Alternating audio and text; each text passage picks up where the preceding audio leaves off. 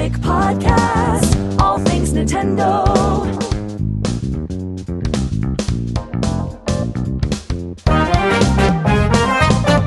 Yeah!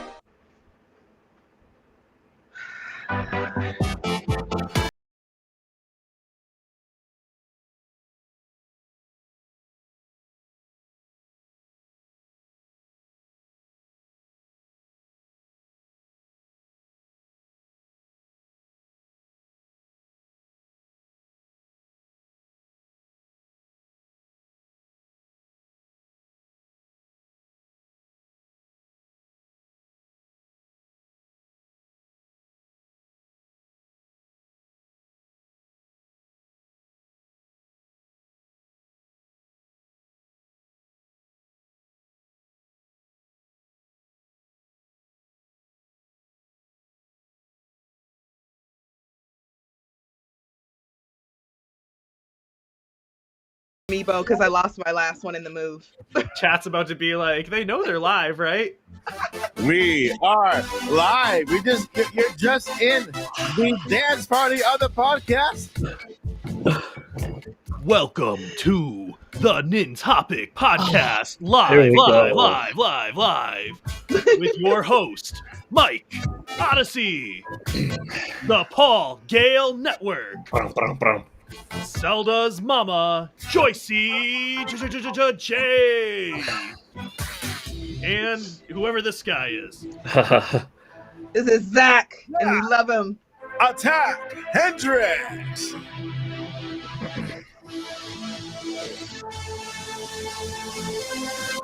Okay, Mike. Okay, let's start. All right, friends, you are not in the wrong place. You have reached the party, which is the Nintendo Switch 2 Celebration Jam Attack. We are here at the Nintopic Podcast because we're celebrating, guys. There's reason to celebrate, and that's what we're gonna do. Because I don't know if you heard, but Switch 2 is around the corner. Oh yeah. I don't know if you've heard, You can but smell it. there is a Nintendo Direct happening next month. I don't know what I'm more excited about, because I think I'm just as excited for both events, right? For that Switch 2 reveal and the Nintendo Direct. We're not gonna talk about a fluff. We're gonna go straight into the topics because I'm excited, right? First and foremost, we got Zach Attack Hendrix. What's up, Zach? What up, Mike? I am glad to be here. It's been, I think, so, Yeah. I wasn't here last week, and then I was in my car driving back from Chicago on a podcast. And so just being in here with the four of you, I know Lily's in chat. It is good to Shout out to be Lily. here. I am hype. No. Shout out to Lily. She had to work though. Shout out Lily's to in the chat. No, she's here. She's part of the cast. She's here. She's just in she's just in the chat right now. You Holding know? down the digital, the text Part of the front. chat. Yeah, she's a chat lady today. Oh yeah, she's not really at work. No, yeah. It's all the illusion of the podcast. No, none of us work. We live here in this little bubble of a podcast. It's just Until we move to Hyrule, because I've determined that's where we're going. To yes, that's my All right. choice for some reason. moving forward to Zelda's mama, DJ Joycey. What's up, Joycey? I'm so glad to be back. I'm so glad to be back. I'm so glad you're back. Yes, and I was trying to make my Link amiibo dance because I lost my original Link amiibo, Yeah. Wolf Link amiibo when I moved, and I've been waiting for him to get restocked and go back on sale, like at least go back to regular price. So Uh-huh. I finally got one. I'm so excited, and I know the stream isn't about her, but The stream is whatever you bring. I What's got Bayonetta too as well. Ooh, wait, do I have a clapping? I think let me check. 1, 2. That's not the clap. That's my voice. That's okay. Looking for the clap one. That's not the clap. It's okay. It's okay. So Yeah. Woo. because she was on sale for some reason, I don't know why, but I was like, I don't have a Bayonetta. How do I not have a Bayonetta? Right? Like, what's wrong I- with me? I don't know. I have the one for Bayonetta 2 for some reason, like a big box that I have never opened. Is just in the back there. Oh, that's the game editions. Yeah, it has like booklets. the amiibo sets, and it has like a whole bunch of little stuff in like a big box. I'm like, I wasn't a Bayonetta fan when I got it. I just bought it, but now I am because I played number 3. You know, so yeah. Moving over to Miyamoto's neighbor, Miyamoto's best friend, And cousin. Furukawa's illegitimate son. Pure. Hey, it's legit. It's legit. We're all legit to our parents. Paul, Gail, Network. What's up, Paul? Hi, I'm glad to be here. It's been a good week. Yeah. My non-video game life, I am wrapping up my last week of teaching and did a couple of finals so far. And next week, got 6 more finals to go. And on the game scene, I preloaded, but I haven't gotten to play Little Kitty Big City yet. But it's on the Nintendo Switch. Nice. So I'm looking forward to playing that tonight. But I've been playing some other games this week in preparation for Nintendo Switch 2. Uh-huh. I could share that now. Well, yeah, of course. Go ahead, man. Go ahead, do it. I wanted to get, I mean, not that it's ever gone because I don't let too long of a time go on. I don't let too much time go by between when I last played certain games. But other games, you know, it's been a couple of years, right?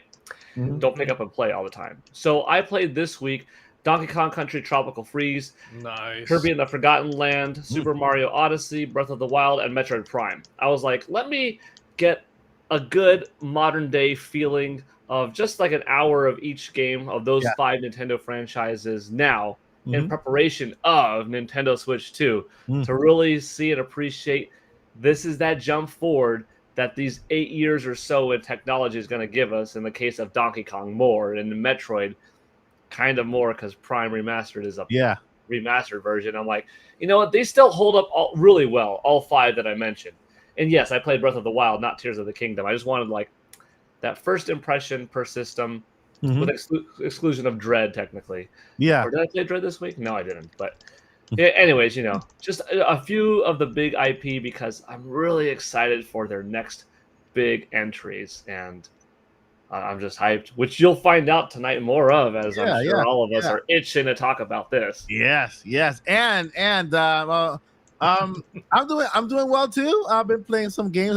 I've been playing Tears of the Kingdom. Actually, I went back to Tears of the Kingdom a little bit because it's the second game. I know Josie and I start at the same time, like the second round, because this is the 100% kind of round thing. So I'm taking a sweet time, right? I keep very slow. I keep getting killed in that when I'm trying to liberate the bottom part with the ship at the south area. I'm really bad with names.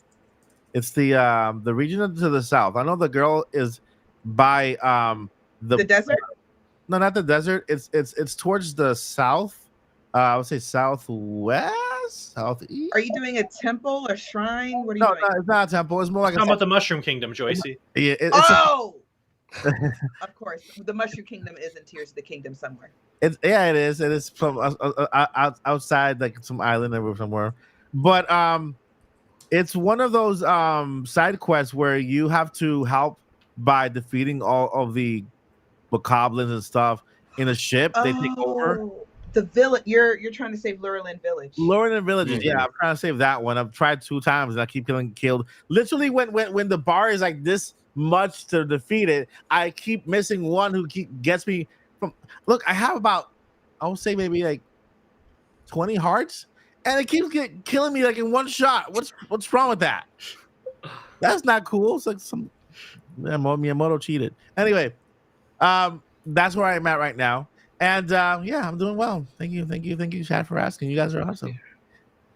Before that, towards the end of the podcast, we have a huge, crazy, incredible announcement to make. Huge. It's massive. It's a big announcement, guys. You want to stay tuned for that because, you know, we're gonna show you something that you're gonna hopefully love. We've been working on it for a while now, and it's coming to fruition. And I hope you guys enjoy it. But it's so big, I don't even know what it is. You probably know. You still remember the announcement. Facts. The announcements come. The announcements. Yeah, the announcements. We'll do it at the end, right after the Q&A, and then we'll just drop that and then you guys can leave with that fresh in your minds. Okay. Woohoo! So let's go ahead and get into. That's not it. This is it. No, that's not it either. This is it. No, that's not it either. Is it? Oh my gosh, Mike. I need to memorize Is that it. Zach doing voice work? You never know if that's. Maybe. That's a good point. There you go. That's what I wanted. All right. So that's the background music for today. We got some news. Yeah, we got some news. The news. That's what we're going to. Yeah, it's our job on these, on these shows to like hype up the news. Yeah. But like, I cannot understate enough how much Mike is not overhyping what's happening at the end of the podcast. So make sure you're staying tuned. That I think that's pretty big. It's a pretty big announcement from it's good. So let's go ahead into the news. Topic number 1. Okay, the president of Nintendo, Shuntaro Furukawa. Okay, he dropped a bomb on Twitter earlier this week. Well, as earlier was it Tuesday? Right, Tuesday. On Tuesday, he dropped the bomb on Twitter. Right, we're talking about it now.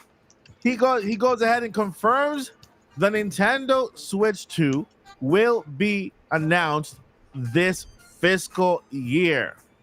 Okay, it will be announced this fiscal year, my friends. Just to let you know, a fiscal year, it begins in April. Okay, which just started last month, and it ends in March of 2025. Okay, so it begins in April, ends in March. So this fiscal year, any moment from now to March, he says it'll be within. That's his exact word. Within this fiscal year. Now, I want to get y'all reactions. Like everybody, even in the chat, give me your reactions that day, because I mean we've been waiting for that moment for so long. So much speculating, so many rumors, so many apparent leaks, and now we finally get the confirmation that there is a next gen console on the way. Paul, give me your first reaction when you heard the news. Finally. Thank Go goodness. for it, Paul. Gave us that confirmation that we knew about, but it's different.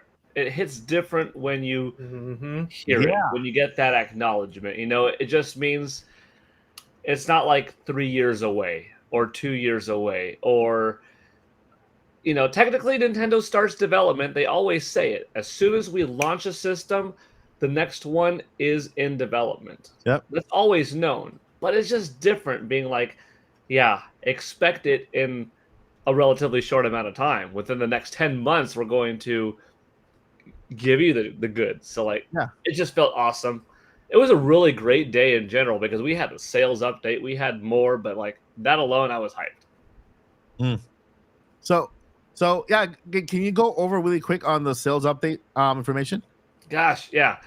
Nintendo Switch hit 141 million units sold worldwide. That is awesome. And So awesome. Nintendo had their projections raised up a couple of times. Like they were anticipating originally, this much, and then they went to 15.5, and then they ended up doing 15.8 or something like that. It was high. So whenever Nintendo has their sales quota, they're usually on the more tame side, which looks good. It looks good to say it's here and then beat it, Yeah. But 141.32 is their total. 1.2 billion pieces of software sold. So they did another 39 million pieces of software in the last quarter. Mm-hmm. They expect, and here's a good one, they expect for the next fiscal year to move 13.5 million. That 13.5 is just Nintendo Switch, not Nintendo Switch and Nintendo Switch 2. And if someone says, that sounds a little high, my own projections, ask me half a year ago, ask me 9 months ago, what did I say? I said in this year, it would be 12. So the fact that I said 12 and they're saying 13.5, I was pretty close, meaning they have a little bit more ambition than me because they know something else is coming. So clearly, they've got some software that's going to, that they're anticipating to make it go to 13.5 and or a price drop in the hardware Mhm. or some kind of attractive bundle, Yeah. permanent or not. So that 13.5 is not far-fetched, which will bring them up to 154.8 million, Huh? beating the DS by 800,000. So Nintendo is anticipating by March 31st, 2025, Nintendo Switch will officially be their highest selling console of all time Mm. with just that 13.5. Now, Okay. Nintendo's modest with their projections. So it might not be 13.5. That forecast might be raised, and maybe it'll be 14.2, in which case it'll just be at 155 million or whatever. So Yeah. it's looking really good on that end, and they updated their software sales. Mario versus Donkey Kong only being out for a couple of months, it did 1 million. Wow. Princess Peach Showtime was only out for 9 days. It came out, I think, March 22nd, and it sold 1.2 million copies in 9 days. What? So that's solid. Another code, Recollection, didn't reach 1 million, but we don't know what that means. I mean, it could have been 500,000 or 800,000, but Yeah. not a gangbuster seller. But yeah, like their top 10 is looking really strong with when the lowest game in the top 10 is like 20 million. That really tells you that you've got a pretty powerful system. The attach ratio is getting very close to 9-1, which is by far the best Nintendo's ever had for a system, meaning Wow. the average user owns 9 games. Now, many of us here, the hardcore demographic, probably has easily like a 70 or 100. No, But I have over 100 games already. so that's really good attach rate, and that's only going to get higher because for every new system that's sold, more games are being sold. Yeah. So it's only going to get better. And as we stop buying systems ourselves because we own them, we're only going to keep buying games. So Yeah. I know I do that have a was a question. lot, but that was the gist of everything. Yeah. To me, the interesting is Yeah. that they still project 13 point something million even after announcing. Oh yeah, another Switch. The Switch 2 is coming. And they did note they could, they wouldn't be too shocked. I'm paraphrasing. They wouldn't be too surprised to see if this announcement did impact sales slightly. Mhm. But the fact that they still went with 13.5 means like, hey, they're there's still something holding coming. on to it. So There's something coming that's going to help. Mm. That's Yeah. crazy. I do got a but- question about those numbers for you, Paul. Hmm? So you said it'll be by the end of the next fiscal year, like 154 million. 154.82, I think. So my question then is, how long are you projecting before we cross that 160 that the PlayStation 2 has? Definitely by like my safest number is kind of boring because it's so safe, but by March 31st, 2026. Okay. Yeah, that's doable because after the Switch 2 comes out, I'm pretty sure Switch will continue to sell for at least a year.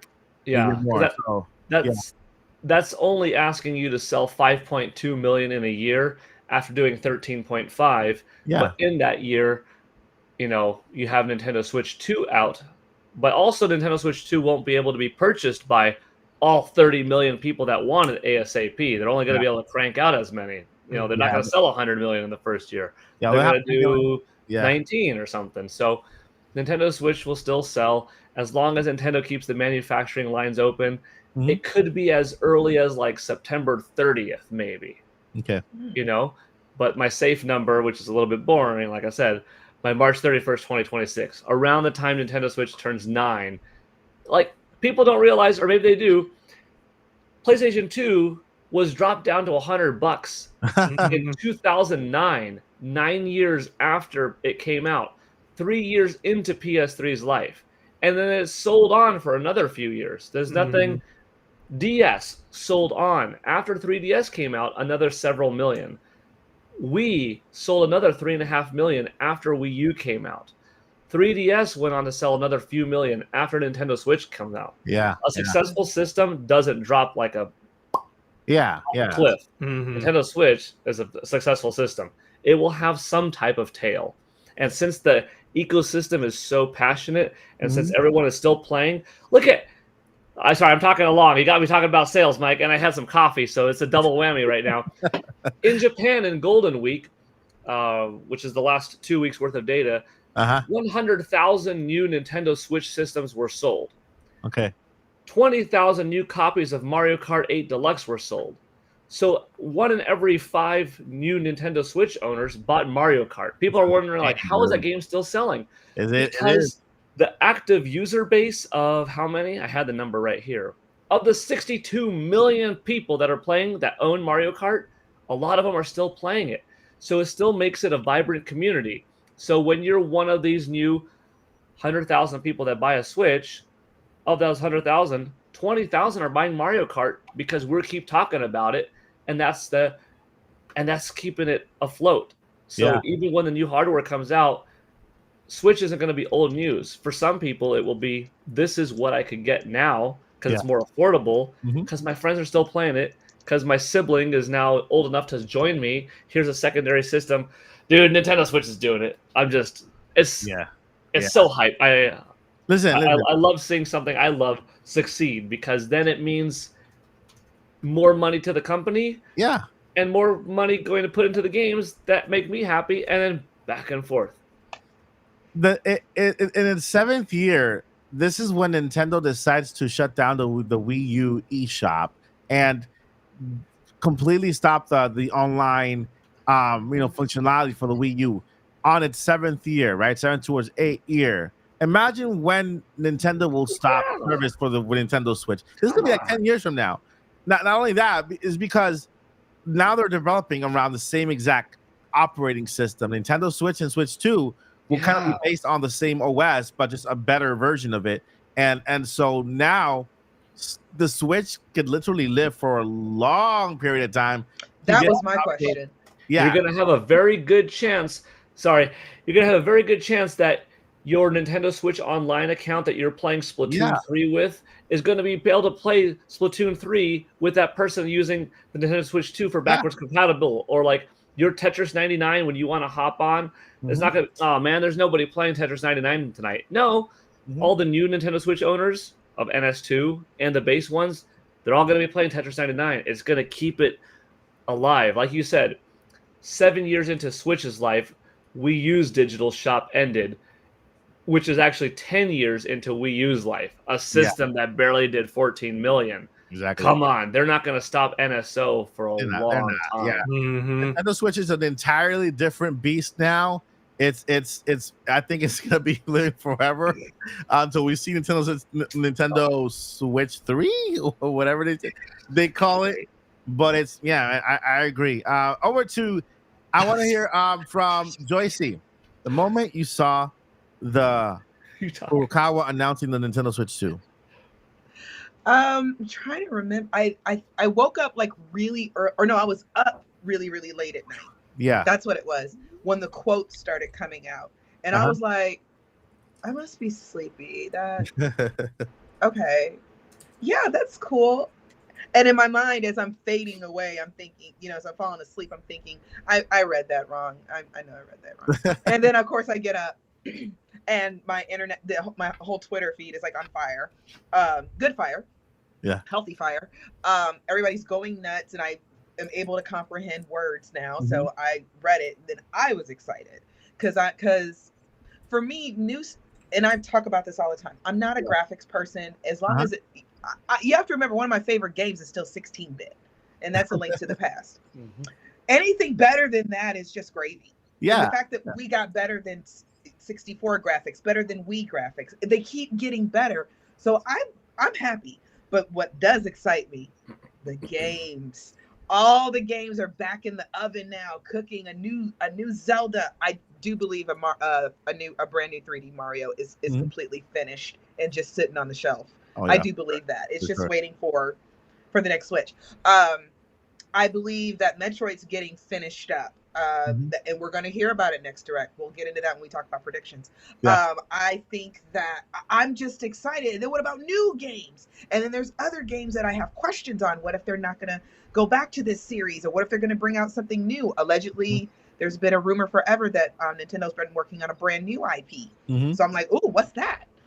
What's that about? just really, really, really happy about it.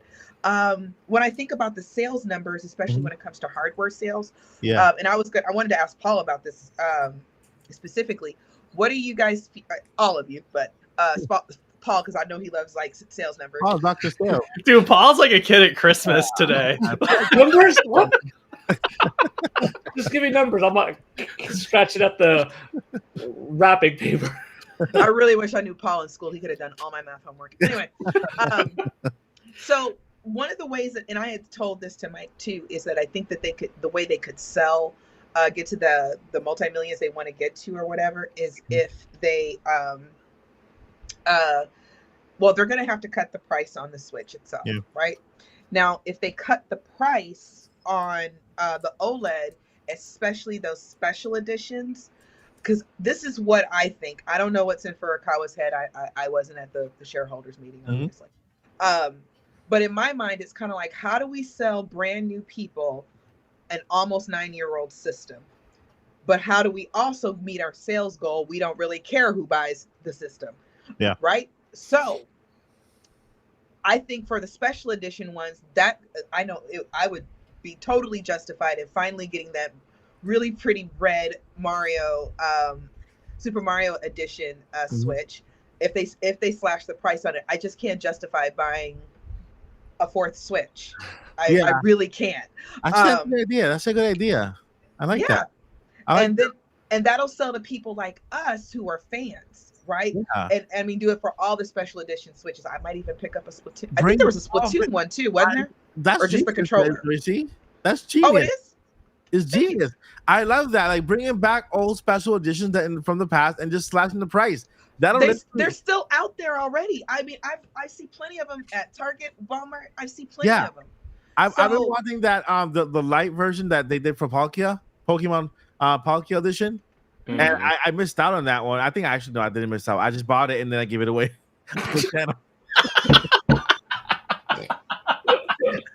I don't know why that was so funny. But it was funny, but like it shouldn't have been that hilarious. I gave it away. I gave it away to a subscriber on the channel, like right on the spot. But I didn't miss out on it. I wanted to get it. I want to get it back. The other Pokemon edition one, the one that's kind of like gray, and then also have like the little magenta. That's Scarlet and Violet, right? Scarlet and Violet. They released that one was because Sword and Shield had the actual like logos on them. So. Yeah. So there you go. There was a light gray one that had the blue and the not sure what the other color was, but it was a very nice color for a Pokemon. The light. I love even though I cannot play them because the screen is too small for me. I like them. Look, I built this one by myself. I'm like testing it right now. And then if you're a little bit more tech savvy than me, not even tech savvy, if you're just good at just switching through your switches, through your switches, your account and everything, you know, some people really don't want to take the main switch, the home switch out of the home, and they would rather just put it on the light. Make the light $100, sell what you have. I'm jealous, Paul. We're jealous. Yes, we know to be jealous. That's a Zelda edition. That's beautiful. That's the 3DS, oh, isn't it? So beautiful, right? That's the 3DS, right? So for the listeners right now, Paul is actually showing off his beautiful, shiny Nintendo 3DS Zelda edition. Looks like that's Majora's Mask. New 3DS XL Majora's Mask edition. Yes. I don't want to chime in yet, but Joycey was talking and it reminded me of my next thought, and that's why I was like, I had to bring this out for a reason. Yeah, this is why I keep a notepad so I can write down all my thoughts. But that's one of the ways I think they could get us to buy a new Switch, and of course, I really think I don't know what the buzz game is going to be. Yeah, and that's what I'm really excited about next Direct. And I respect the fact that we have respectful leakers like Pioro and everything that won't spoil whatever the big buzz game is. I think we're going to get Metro. We'll talk about that part later. But I don't know what the big buzz game is. It's going to sell to a brand new person. But I do think they can snatch some more. And I don't like using this term because I don't mean it in a negative sense. But if you're a casual gamer, we actually build in gaming to our schedules. The casual gamer is kind of like, okay, I'll get to it when I get to it. But a slashed price, bundles, sales on games, that's going to call the casual gamer. oh, I heard something about a Switch 2, but I don't really need that. I just want something to kind of relax Oh and, yeah, and just yeah, kind of chill, something where my friends come over. of course. And I'm going to just get this system that's already on the market that's on Yeah. sale. I'm blown away by that idea, Josie. I think if they do that, they can literally get to their goal. They can get to their goal and maybe pass a little bit. If they do bring back old editions from the past, and then kind of just price drop. I want to get some so I can collect them more, and so I want a Mario one. yeah, the Mario one too. It'll be awesome. But I still see them out. So I don't think they would have to like make more or anything like that. And then they just literally they could sell out their stock that way. That'd be great. That's a good idea. And let's go ahead and go over to the master Zach over there. Let us know with the master sword. Yeah, there you go. That's why I said Master Zach over there. We all have props today. I love that. I got my amiibo. Where's my tingle outfit? Let me get my tingle outfit. Paul has his 3DS. Mike, your whole room's a prop. Yeah. Oh, I got Mario. We got Mario on the chair. Yeah, over there. Mario over there. I have Breath of the Wild and Tears of the Kingdom on my wall. You guys want to see my buddy? I don't think I've ever shown him on stream. Guys, we're so excited we cannot keep it straight together. All right. This is so once Zach gets his buddy, I want to ask him for his reaction on Nintendo Switch 2. Oh, you said buddy. I thought it was a cat or a dog, but it's a Pokemon. What nice. is That's Pikachu. Go ahead, just leave that in the back right there. Yeah, because we want to see that. No, behind your like a little bit closer. Yeah, right behind you. This is a green screen. It'll knock it down. Oh, okay. Oh, I thought it was a wall. Like tape it to the wall. Just allow to for the rest of the podcast. But no, yeah, I am pretty hyped about the news just because it kind of lets the speculate. Like speculating's so fun, but when you get stuck in speculation limbo, oh yeah, for sure, then it kind of like gets like I've never been annoyed by Switch 2 stuff. You know what I mean? Yeah. But like the hype about when the announcement's coming was kind of like, okay, like just get here. Like just get here already. And I think it was I was cracking up laughing. Nathaniel Bandy posted after he posted on Twitter after the shareholders meeting. Yeah. He said something along the lines of I can't find it. Whatever. He basically was just like, hey, all the Switch 2 leakers were right after the 87th try. He's like he was like after 4 years and 87 tries. I mean, you throw out so many darts, you're gonna get one. Yeah, and I remember talking with Nintendo Prime on his show at Summer Game Fest, like 2021, about my thoughts on when the Switch 2 was coming before the OLED even came out, Yeah. And so, it's just nice to have the confirmation. I really appreciated that we were told that the Direct in April or in June will not have the information, just because it lets us speculate on other things. Of course, yeah. Like I like that they have given us expectations coming into this Direct. Well, he was firm about it. He was like, hey, just let you know, no Switch 2 for the Direct. Let me be clear. And there was there was another translation that sounded even kind of not rude but more firm about it, because people are still gonna, where's the Switch 2? Where's the Switch 2? Oh, we know coming even though he said it and like we now know 1 week before that Direct, we're gonna see so many people. Okay, here's why they can drop a surprise Switch 2 announcement in the Direct. I won't let it go. It's gonna happen. It's not even like the clickbait videos are gonna be crazy with that. Yeah, and so I just like that we've all been so excited about this next chapter. I think I've been here since January. We've been talking about this every week since January. Yeah. And we now have more real information. Yeah, I agree. So a couple, I think it was yesterday. Yesterday I made a video, and I think that very interestingly in this video, I got -5 subscriptions. What? Why? Why did this happen?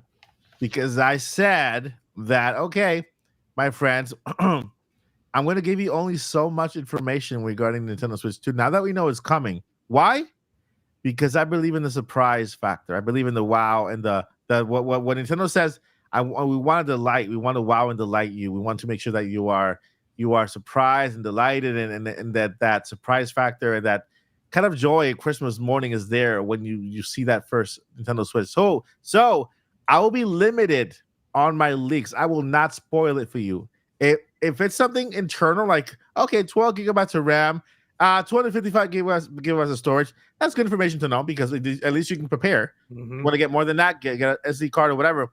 But if the Switch has 3 arms and 2 legs and 5 eyes, I'm not going to tell you that information, because I think that's too much of a leak, and that'll spoil and ruin the fun for you. So I understand that I can grow my channel like this by giving you every single leak ever created, but I don't feel right doing it. I don't feel right just spoiling the fun for a lot of people, especially Myself included. especially if the leak itself, it doesn't come to pass, right? I don't want to just give you information for information's sake, just to put a Switch 2 on my thumbnail, right? I will make Switch 2 videos. I will talk about Switch 2 moving forward. Yeah, but when it comes to leaks, I have my limits. I don't want to, cross that line, so that we can all enjoy this journey together. Now that we know that it's coming, right? Now that we know that it is this fiscal year, why not just be just a little bit more patient and find out what this thing looks like? Because I know with that Tears of the Kingdom Switch leaked, I'm like, I'm not gonna talk about that. The system leaked, right? The actual design for the system leaked, and I ignored it completely. I didn't show it. I saw it, and I'm like, man, it's ugly, but They could have done better. They could have done better. They really could have. But I'm sad that it leaked, because I'm pretty sure people would have wanted to see it, Yeah.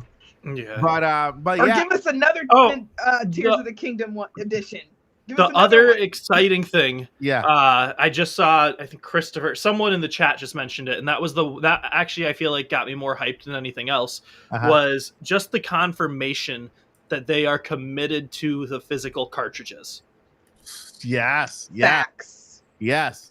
And hopefully we get backwards compatibility. We get physical and digital. That's not confirmed yet until Furukawa takes to Twitter again after drinking for a long time and just does it again. And another night of drinking and just lets everything out again. What is it that I want to say something. Yeah, go ahead. I just want to say something real quick. And I said this to you the other day, Mike. It's Furukawa, the way that I read when I was comprehending, and I was awake and I had coffee and everything, that I comprehended that message was, look, here's when the system's coming within the fiscal year. We're going to tell you something about it. We're having a direct in June. Don't ask me no more. Okay? Exactly. Don't ask me no more. Daddy, are we there yet? Are we there yet? Stop asking me. That's exactly how I read it too. That's why I'm like, he had an attitude. He was like, he's upset. We made Dad mad. He's like, I'm tired of y'all asking me the same dang old question. Probably speeding home in his Mercedes and like, you know what? I'm on voice tweet this. Hey, stop, Alex. Wait, no, people kept calling for a call and saying the kids keep asking about it. Like, give me the phone. Give me the phone. Okay, look, I'm sick of you kids asking me. I do think the one thing that kind of hit me earlier this week was just kind of the revelation that, and I don't even really want to talk about this that much, just because this will become its own whole subject if we follow this rabbit trail. Yeah. But the biggest thing that hit me after the announcements and just like, oh, this is happening, like official, was just kind of the fact that we have Nintendo not just as a gaming company, though.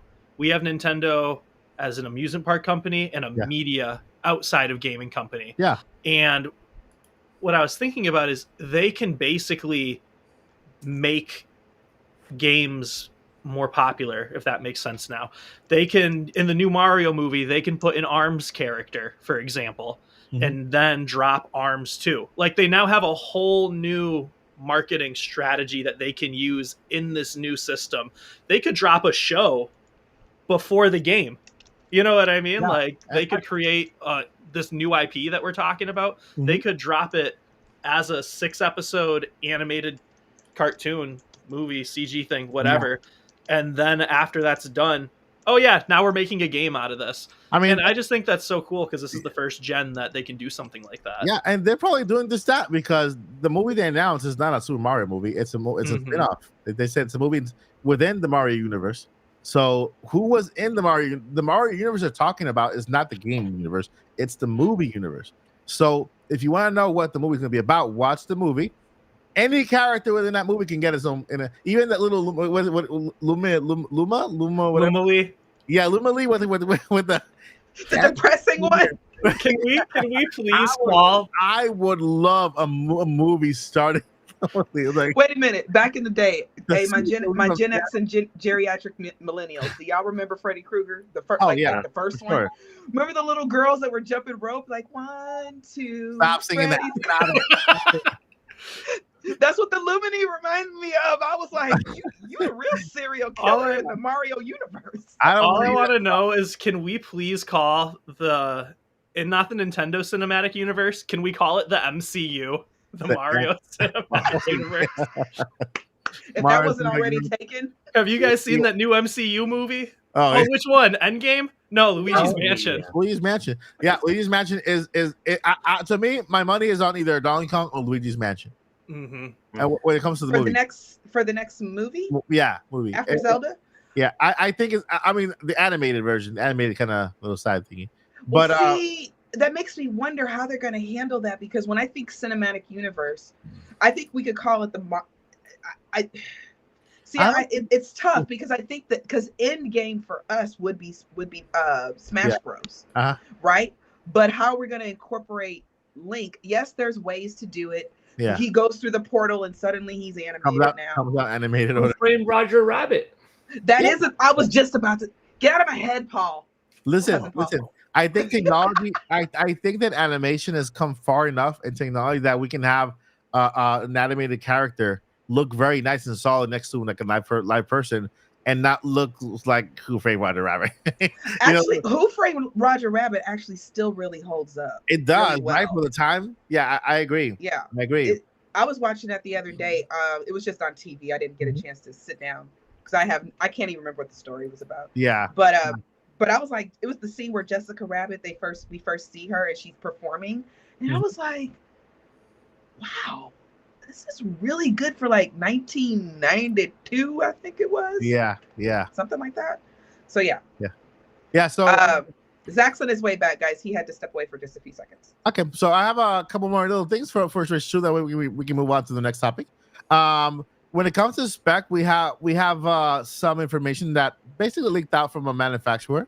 Right now, believe it or not, because the Nintendo Switch 2 is being manufactured, meaning parts are moving left and right. It's being put together, being boxed, kind of getting ready for that announcement, pre-orders, and all that stuff. Information is going to get out. There's no way of stopping it. It's going to get out.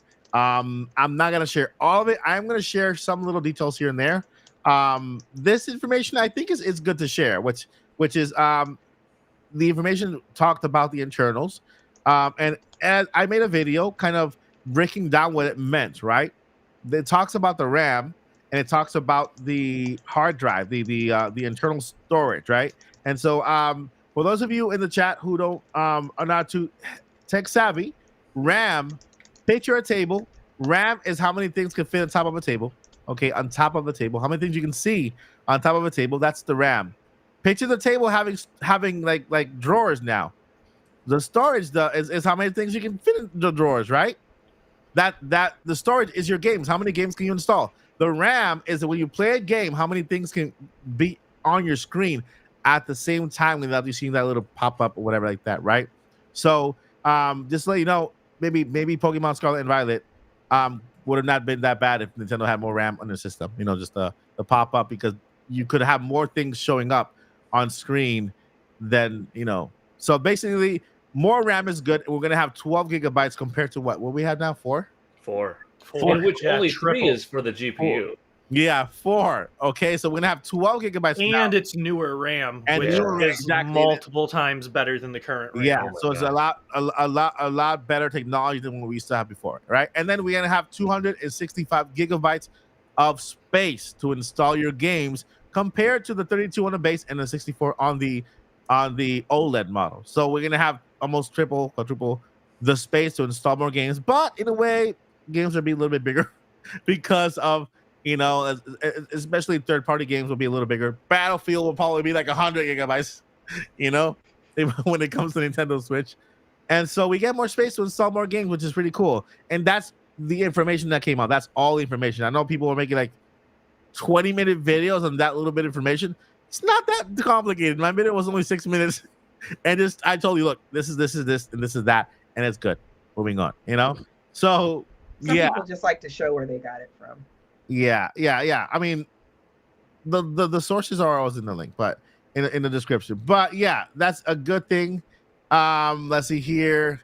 Now, everything is looking very, very, very familiar, right? Like, for example, yeah, Nintendo acknowledged the existence of the Nintendo Switch 2, right?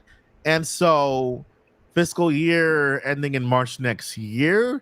Did you know that? Let me make sure that before I tell you this little thingy here. Okay, this is March. March. No, I'm looking at the wrong year. Hold up, let me go back to 2007. 2017, March 3rd, which is the release of the Switch, right? On 2017 was a Friday, right? Did you know, gaming?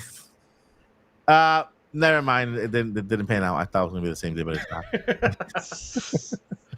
But March 3rd on 2025 is a Monday, so it doesn't really work out. So it's not gonna be in March unless it's March 7th, which is the Friday. March 7th is better than the 3rd, though, because then it satisfies my desire of it lasting more than Xbox 360, Xbox One. Remember? Yeah, I remember that. Yeah. That's 8 years, the longest ever of a modern console to have its successor. Nintendo Switch just has to come out on March 4th or later to beat that record, and then to have the longest gap in between console and successor.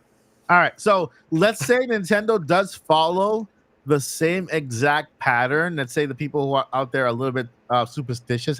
Hey, Switch became the most selling console of all time. We just broke the record, and let's go ahead and kind of repeat the process to see if we get the same results. So, where will we put the first trailer?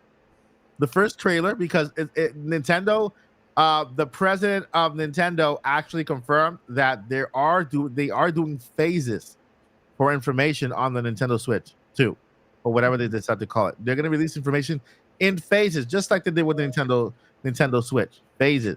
So the first phase, done. Admitting it's here. The next phase should be the trailer, right? And so let's say Nintendo does follow the same exact script they did with Switch. When is that trailer dropping? Well, real quick, speaking of phases, I just want to say we hit the first phase of 50 likes on the Mike Odyssey YouTube channel on this video. So thank you guys so much. You. And there are 90 people watching on the Mike Odyssey YouTube channel. So if anyone else wants to drop a like, those go a long way in helping more people hear this news that Mike's sharing, because he is closing in on 50K subscribers. Thank you. Appreciate that. Appreciate it. Wait. Hello. Pika, pika, pika. I just installed that when you took out your Pikachu. We're never gonna get the buttons right, are we? There we go. So, yeah. If Nintendo decides to follow the same exact pattern they did with the Nintendo Switch, because it's looking like it. It's looked like it. They released the trailer in October of 2016, right? October 15? October 15, 2016, right?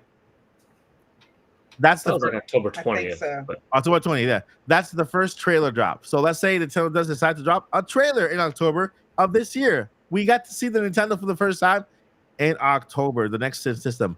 Then, if Nintendo decides to follow again the same exact script, January will be the event. the actual event for the Nintendo Switch 2, where they take stage and they do all the little cheesy They stuff, explain the specs and they everything. they explain the spec, they talk about the game, they do the little skits and all that stuff. I'm not sure if we're gonna get that wild of a Nintendo, because Reggie was the comical one, and Iwata, they were very, very creative. But then March 7th could be the Nintendo Switch release, the Nintendo Switch 2 release. Thoughts? Oh, by the way, there is a apparently, I don't think I can believe it. Code name out there it's going out and about. Apparently, the code name, I'm not gonna say it because I might have people in the Philippines watching, and it's a curse name in the Philippines, so I'm not gonna say it. Oh, but it's Japanese, isn't it? And it just means plan in Japanese. I don't know, but M-U, we could spell it, M-U-J-I. Yeah, there you go. Yeah, that's what it in Japanese. It means plan. Just like certain words that are in Spanish sound like something else, but they're not. But you know how like the Nintendo NX, right? Nintendo, the N for the NX is Nintendo. The X kind of, you could say Switch. It Switch. So it kind of went with it. That name doesn't really kind of hint at anything. The dolphin. They said it means plain, not Yeah, plan. it means plain. Oh, it means plain, like plain old Switch. I don't know. Plain. No, like an open field. But then the question is, what does that mean in either their office or a Japanese culture? Exactly. Like why did they choose that? Yeah, because the littlest thing can mean something in a different culture. Yeah, you're right. So that I'm not sure. We don't know, because Nintendo never released a code name. We don't know if they are going to release this time around. But what we know is that if they follow the plan, we could see it as early as October, and then we can then see a June event and then a March release, which will put like from now to October. How long we have? About 3 months, 4 months. What month is it? May, June, July, August, September, October. 5 months. 5 months. From 5 months to then June, January is like 4 months. 3 more. Something like that. Yeah, the fourth month, and then from January to March is like also kind of 2-3 months, in that kind of plane there. Do you guys agree with that kind of timeline, or do you see? I think it's a little bit. I think it'll be a little bit later than October, but I think what's going to be telling, in a way, is when we start talking about the direct stuff. So y'all hold that thought. I think what's going to be more telling is the direct, and I'll tell y'all why. Because another thing I was thinking about is that it can't be too close to holiday season. Because in holiday season they're focusing on still selling Nintendo Switch console games. But and Paul, you correct me if you think I'm wrong. The other thing is though, but it keeps the hype out there, keeps the name out there. Oh, there's a new Switch coming. But sales are here. My kid's been asking for this system for a while, or I've been wanting this system for a while. I don't need a Switch 2. I'm just going to get whatever's on. I'm going to get whatever this is. This is fine. You know what I mean? And now parents, kids, everybody can do research. It's a old system now. There's plenty of videos on YouTube. There's plenty of information out there that, everybody can make whatever decision they want to make. So I think that it won't necessarily hurt the sales per se. I think that it just keeps the name out there, because Nintendo already knows this holiday is going to probably either match our expectations, or it's going to be lower. They already know that, and that would have happened even without the Switch, the Switch 2. Yeah. So, so Nintendo's job is how do we convince you to buy a new Switch? How do we convince you to do that? And for the gamers, the ones of us that already have 2, 3, and 4, and 5 Switches already in our homes, they're going to be looking at us like, how do we sell you another Switch? And the way we do that is they keep engagement with their fans, which is, look, kids, another system is coming. We're going to talk about it later, but for now, this is what we have going on. This is it. Yeah. So Yeah. I'm looking forward to a price drop so I can justify to people who come to my home why I have 4 Switches and only use 2. Yeah. All right, so I think that's a good segue to move into the next topic of today, right? We know Paul that. wanted to say something, I think. Oh, Paul, you want to say something before? I thought you did. I did want to say something earlier about this, and that was not that Nintendo wants to take up more of their manufacturing space. Yeah. But at this point, Nintendo Switch components are cheaper to make, so the profit margins are higher than they were originally. I think a good way how to bust out some more Nintendo Switches would be to have something no bigger than this and call it Nintendo Switch Micro, because now it's one new device. Yeah. It's $80. Maybe it does have a clamshell, not dual screens, but you do have one screen on here, no detachable Joy-Con, so kind of operates like a Nintendo Switch Lite, but even smaller and more compact.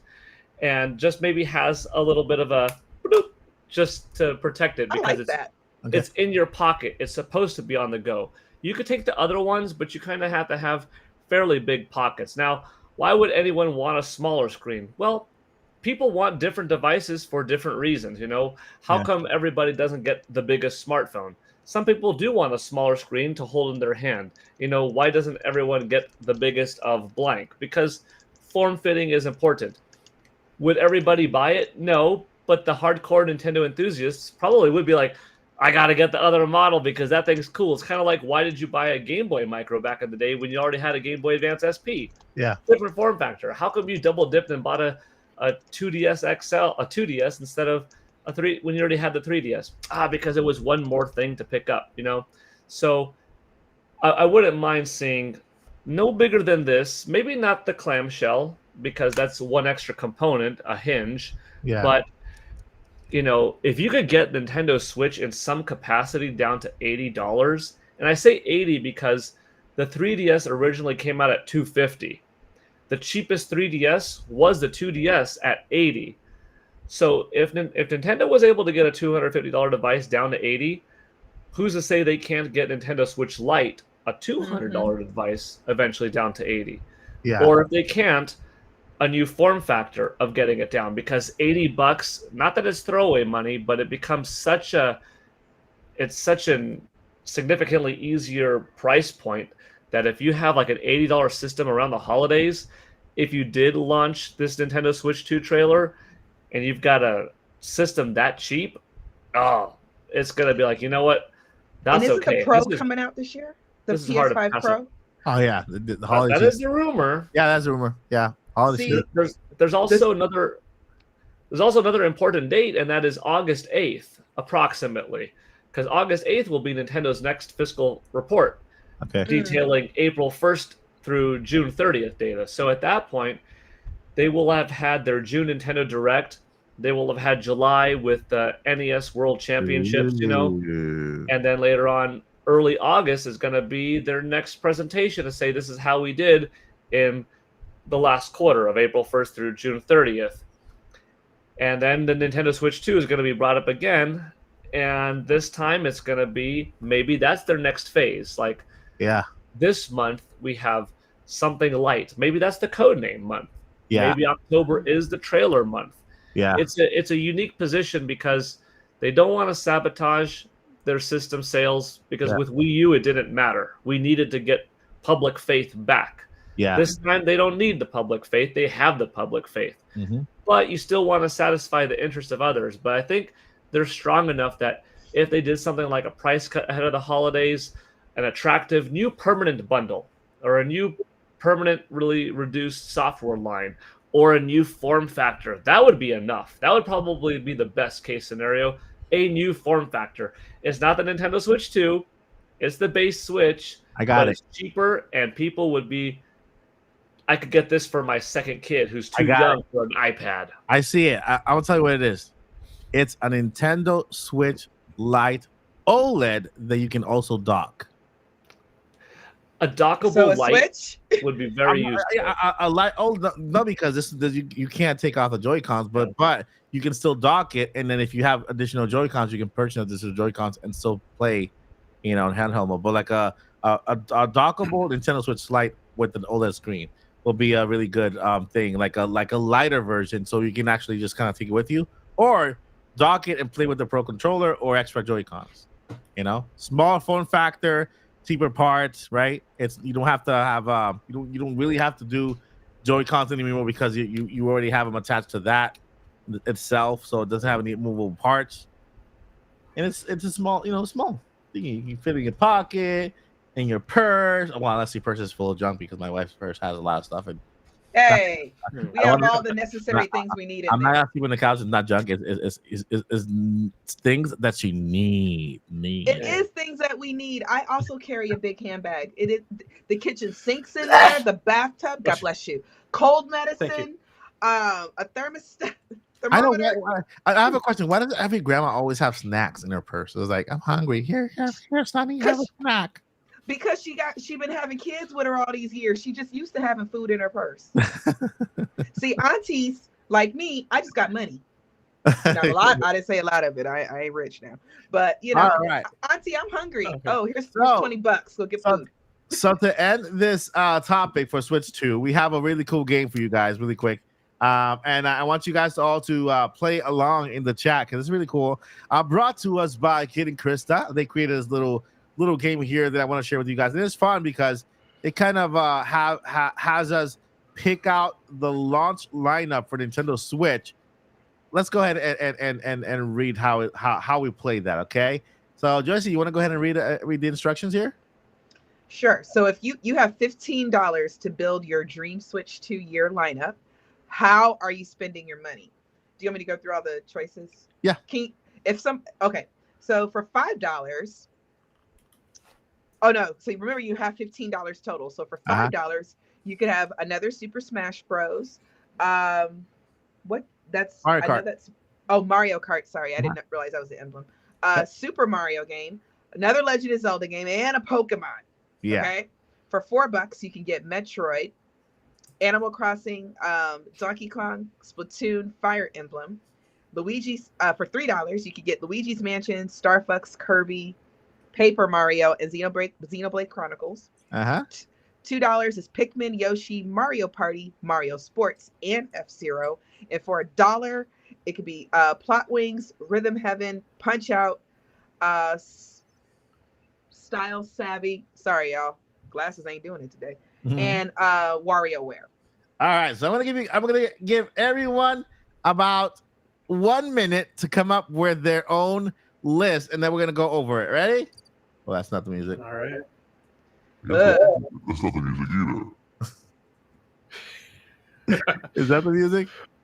While everyone is coming up with their lists, there is something that I wanna add. I was gonna say earlier, and then we moved on kind of quickly. Yeah, which was when you were talking about the code name. I know 100% that is a troll. I would bet money for one reason. Oh yeah. So not just does it mean plane, but it's because I don't know if you guys know, I've been learning Japanese for the past few years. I speak it decently. Yeah. The two kanji letters that make that word, mu means nothing, and G means like world. So it's just a bunch of nothing. It's a plain bunch of nothing. I kind of knew that the word, because Nintendo, when they pick a code name, they make sure that is a word that can be used anywhere. It's not just, you know what I mean? And that's where I went with, because it means something else in another language. And so I'm like, okay, that can't be it, because Nintendo, they can't promote this game as its code name here, because people are like, what? Yeah, but I just thought that was hilarious. Whoever came up with that was like, this is a plain bunch of nothing that I'm going to trick everyone into sharing. That's funny. Real quick, I wanted to answer, I think it was Christopher.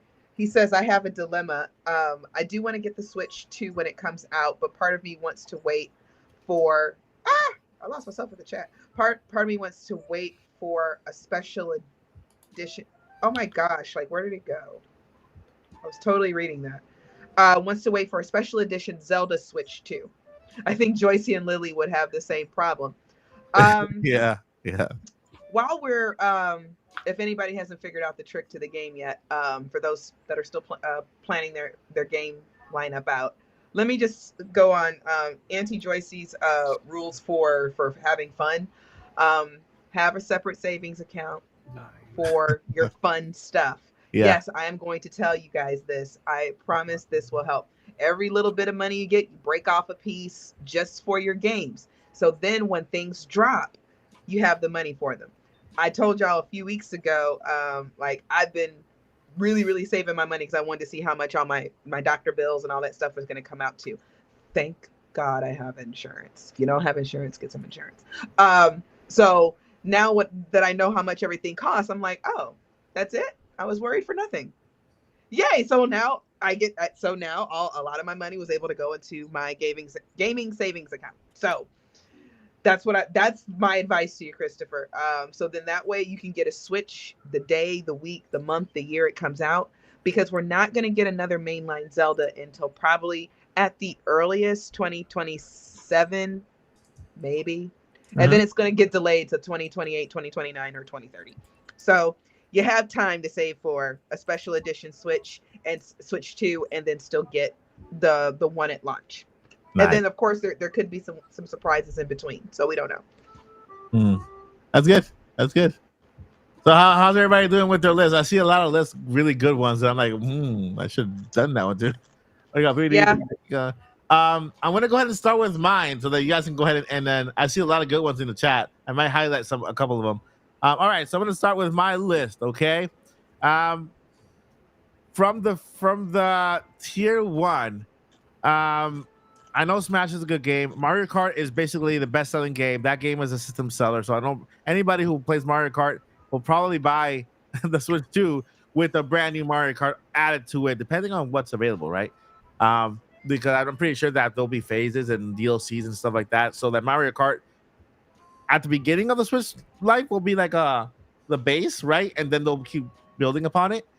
Man, Zelda, I know we're not gonna see Zelda at launch. Unless it's a remake. I'll go with the Mario for my first $5 game. Okay, $5. Then I'm gonna go down to the $1 for Punch Out. I want Punch Out. Then I'll go up to $4 for Animal Crossing. Then Animal Crossing is the number 2 selling game on Switch, by the way. Then so that's I already got $10 spent, right? That's $10. So I'm gonna go ahead and be smart. I'm not gonna spend all my money at once. I'm gonna go ahead and pick Luigi's Mansion. Get it? Mansion. And then I'm gonna do Luigi's Mansion and man, I'm torn between F-Zero and Mario Sports. I'm gonna go with Mario Sports. It's a party game kind of thingy. So F-Zero and Mario Sports and Luigi's Mansion to complete my my $15. That's my lineup. I have one. All right, go ahead. No, actually, I'm sorry. Let me go last. All right. Never mind. I'm sorry. Let me go last. What's going on? Right. I got one. Go ahead. All right. So, starting off with a controversial decision here. No $5 games. No $5 game. All right. No $5 games. So I am approaching this based on wanting these games to get more attention, and I'm thinking about how Breath of the Wild did so good because it launched with the Switch with no other big games. Yeah. And I'm assuming the Switch 2 is going to be backwards compatible, so I can still run Mario Kart. Okay. So with that said, we are starting off with Metroid. All right. I want the Switch 2 launch to do for Metroid Prime 4 what the Switch launch did for Zelda with Breath of the Wild. So having that be the big launch title, I'm hoping that pushes it to a 30 million unit seller. After that, I am going with some smaller franchises because there's not going to be that many games available at launch. So some bigger but underloved franchises. So we are going with Star Fox and Xenoblade in the $3 section. Ooh. Star Fox needs some love. and Xenoblade is critically acclaimed, but it's not a household title. So having those be the two biggest games launching behind Metroid, I think is going to do some really. Basically, I'm choosing my list based on doing good for the franchises. Yeah. And so after that, we are going to go on the $2 games. Once again, I'm kind of trying to revive these dead franchises with Yoshi and F-Zero. Okay. I would love another Yoshi's Island. Yoshi's Island was one of my all-time favorite Super Nintendo games. And that puts me at $14, which is exactly enough to sneak in a new Punch-Out. Nice. So that gives us 1, 2, 3, 4, 5, 6 games at launch. That's beautiful. That's actually a good lineup there. Pretty good lineup. All right, Josie or Paul? Go, Paul. Tracy said she wanted to go last. Yeah. Okay, right. So this is what I think Nintendo should do, right? Not necessarily what I want. How would you spend the money if I were Nintendo operating and I had $15 worth to pick this? So I'm kind of going on that because it would be a little too easy to say, well, Zelda's one of my favorite franchises ever. I want that one next. Mario's one of my favorite. I want that one next. So I'm trying to do kind of my favorites, but also kind of like what Zach was saying, what I think would be beneficial for the company long terms. So I picked a new Super Mario, like as a launch game. This is 12 months. It's their biggest IP, came off of a hot movie. I'm dying to play it personally, and I want to see what the next flagship character in a big 3D Mario game is like, and start off the generation with a super recognizable, incredible game. Yeah. I picked Donkey Kong because Donkey Kong is having a land in Universal Studios. Donkey Kong got some boosted popularity thanks to the movie. We might have a Donkey Kong movie as the next film. And I think that even though both of them are platformers, you could put one as that March launch game and one as that November holiday game. Probably Donkey Kong with the holiday and kick it off with Mario. And they could look different enough that you would satisfy two different audiences despite them both being platformers because they're operating differently and show this is how gorgeous this system is capable of in terms of visuals. I put in Punch-Out because it's a different type of fighter and it's an IP that if you put it in like March 2026 at the tail end of that 12 months, now you're looking at a happy, healthy, maybe 18 million install base, and you've got this cool, fresh experience of a familiar IP, but it's dormant, and bring it back. And it's just, you don't have any other experience like that out there. It's not a normal fighting game, but it's Nintendo's first fighting game. F-Zero, because I don't have Mario Kart on my list. And I'm thinking Mario Kart maybe as a second year, but have a racing game to satisfy fans who want a racing game. And I threw F-Zero in there, especially coming off of F-Zero 99 being a little bit of a resurgence. So a first year title, like maybe May or something like that after it's been out for a couple of months. And finally, Star Fox, because I've been waiting for Star Fox personally for forever, and I think that is one of the most valuable Nintendo IPs that they haven't figured out how to properly use, because you've got this ragtag group of characters that you could make a whole movie or an animated TV series that's kind of like picture Guardians of the Galaxy. Guardians of the Galaxy. Yes. And there you go. And you emulate a little bit of what Insomniac Games does with Ratchet and Clank, and you make the next Star Fox game this action adventure game, but also with flight and online, and you throw that in as like the October release. Those are my 5: Mario, Donkey Kong, Star Fox, F-Zero, Punch-Out, that I think would be a good first year, and I would personally like to. So I kind of try to make it satisfying what I think they should do and satisfying me. I like our Venn diagram, Paul. We had 3 in common? Was that? I think we had 3 in common. I like so. our Venn diagram of choices. Yeah. And the only reason why I didn't put Metroid is because I'm thinking / kind of hoping that Metroid Prime 4 finally comes out this November and that we see it next month On Switch. on Switch. So Okay. if we didn't, I probably would put Metroid there as a visual showcase Yeah.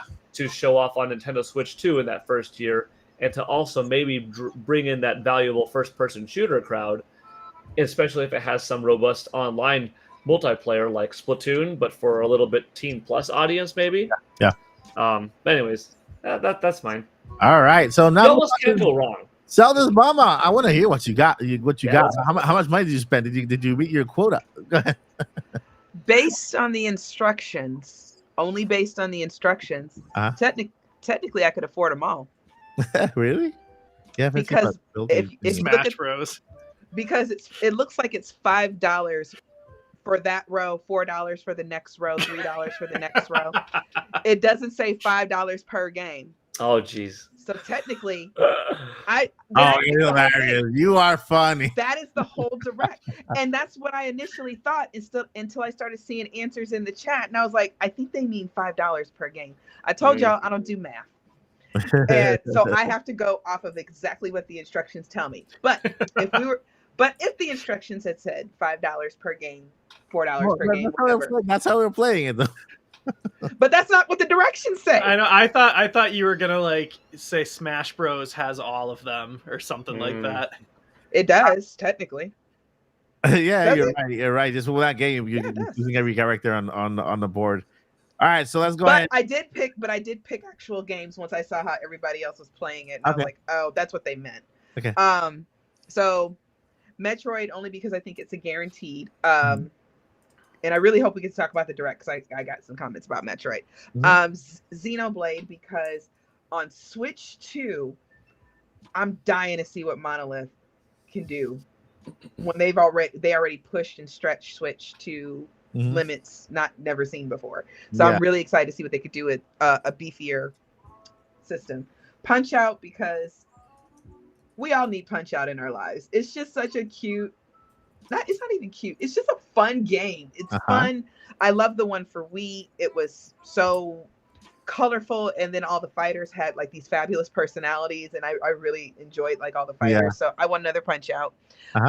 Star Fox, because there's enough rumbling to make me think that it can at least break 1 million. And I think people need it. And then Fire Emblem. So yeah, that's my list. You got it. 15 total. You got it. And that's a really good list as well. That's a really good list. And I saw many good lists on the chat. I tried to highlight as many as I could, but you guys did amazing in the chat. Lily, I'm looking for Lily to see if I can get her list. If she did one, did Lily make a list? I don't think. Let me double check. Nope, no list from Lily. She hasn't answered in her chat for a minute. Okay, she's probably working. She's like. Yeah. Probably busy. All right. So we got that list going. It was pretty fun. You know, it was gonna fun like putting together here with $15. How many games? Maybe we'll bring more games moving forward in other podcasts, kind of similar to this one, so we can play with the chat as well. So you're good, Lily. You're good. No worries. So all right, now let's move on really quickly to the next topic of the podcast. Guess what? Furukawa did not only say, yeah, there's the Nintendo Switch 2 or next gen system coming out this fiscal year, but we are also having a Nintendo Direct next month. Right before he said, hey, listen to me. Listen. The Nintendo Direct has nothing to do with the Switch 2. Don't talk about it. Don't mention it. Don't ask about it. It's only about games coming out on Nintendo Switch, which only got me even more excited, right? So, yeah. The Nintendo Direct. Let me go ahead and hide this little thing here. While you're hiding that, Lily's list is just 3 Zeldas. she did just that's hilarious. That is hilarious. Zelda, a remake, a port, and a new one. No, even better. It's gonna be the first like threequel. I don't know. Wait, it'll be the first trilogy ever in the Zelda's franchise. They're going to do one big continuous story and give us 3 games to figure it out. That's hilarious. Seriously, Nintendo, that's a good idea. Get to work on that. That idea is free. That is hilarious. Anyway, all right. So yeah, Nintendo Direct season is happening next month. All right. So off the back, I'm just gonna say this. Look, Summer Game Fest is happening on June 7th, right? On June 9th, just 2 days after Microsoft is having their presentation. We don't know yet when PlayStation is having a presentation. Anybody know if there was any update? Did they announce anything? We don't know yet. But I know they're having a presentation very soon. Nintendo is also having one in June. So my personal prediction is I don't think Nintendo wants to be within Summer Game Fest. So if they have it on that same week, the week of the 7th, then that will kind of be within Summer Game Fest. I'm thinking they're gonna do it the following week after Summer Game Fest, which would put us on the 12th, if I'm not mistaken, the 12th. The 12th or the 13th. If they decide to go on Wednesday or Thursday, right after Summer Game Fest. I'm not sure if they'll do it the third week or even the last week. They normally kind of do like just to get on our nerves. They probably will. It'll be like June 30th. Right. So I would say June 12th. That's my prediction. Anybody else have any predictions on the actual day before we get into the meat and bones and potatoes and the chicken papaya of the stuff? I think it will be after everybody else goes, because I kind of feel like all of us are still kind of running on, when it comes to June, we're all kind of still running on E3 schedule, even though there is no E3. Yeah. So, and at E3, Nintendo usually like to go last. Yeah. At least for the Switch generation. So I think that they're going to wait until Sony announces when their state of play is, and see who else is going to be announcing anything, and they're going to go at the very, very end. So that's when I'll have a better idea. Yeah, keep in mind that Nintendo normally does the directs on Wednesday or Thursday. So no weekends, no weekend directs. I've never seen one ever. Besides that, Mario Day one, where they took a 4-minute video to Twitter and announced the release date for Mario, Paper Mario, and Luigi's Mansion on that day. That wasn't a direct. That was just a 4-minute video. But 12 minutes. The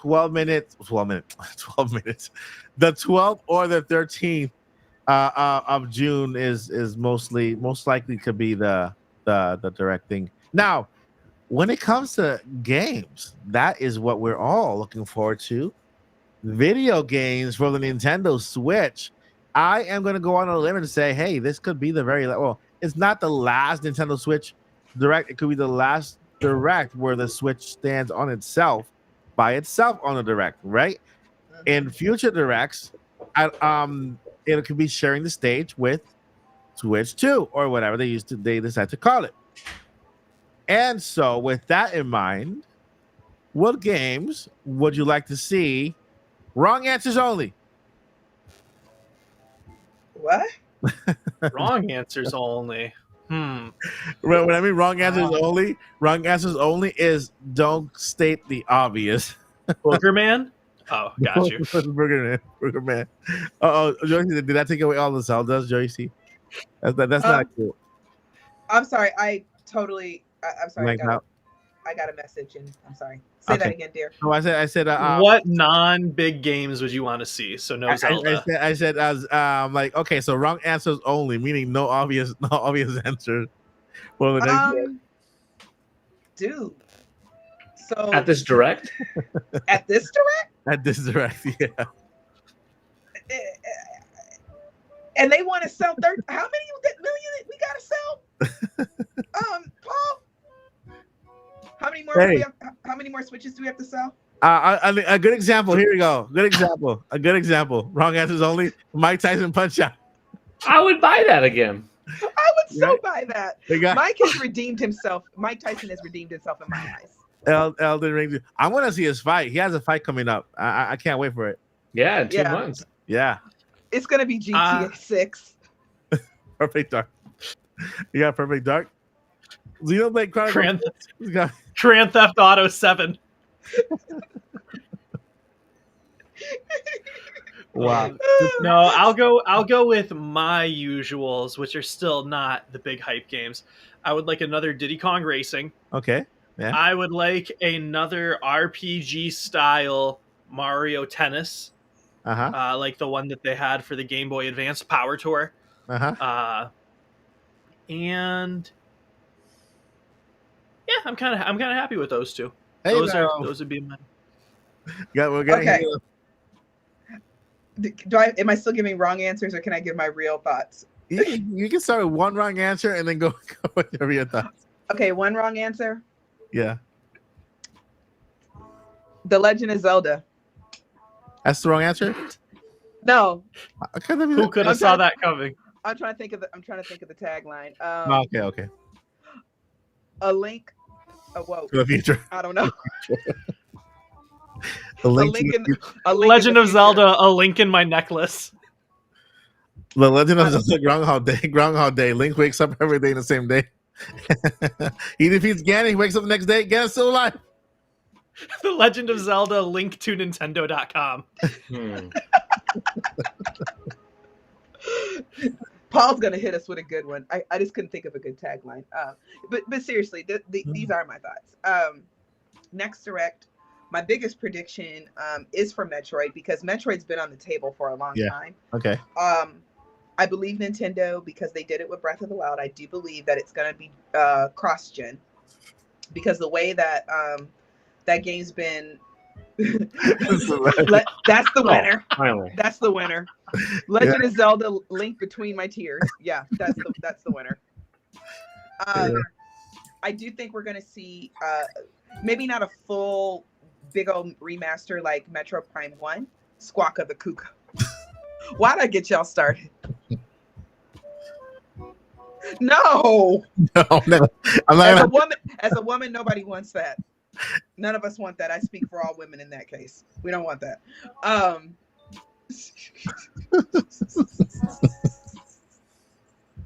Wow. Oh God, I'm so sorry. Okay. So we're terrible. Link's now Tom Holland.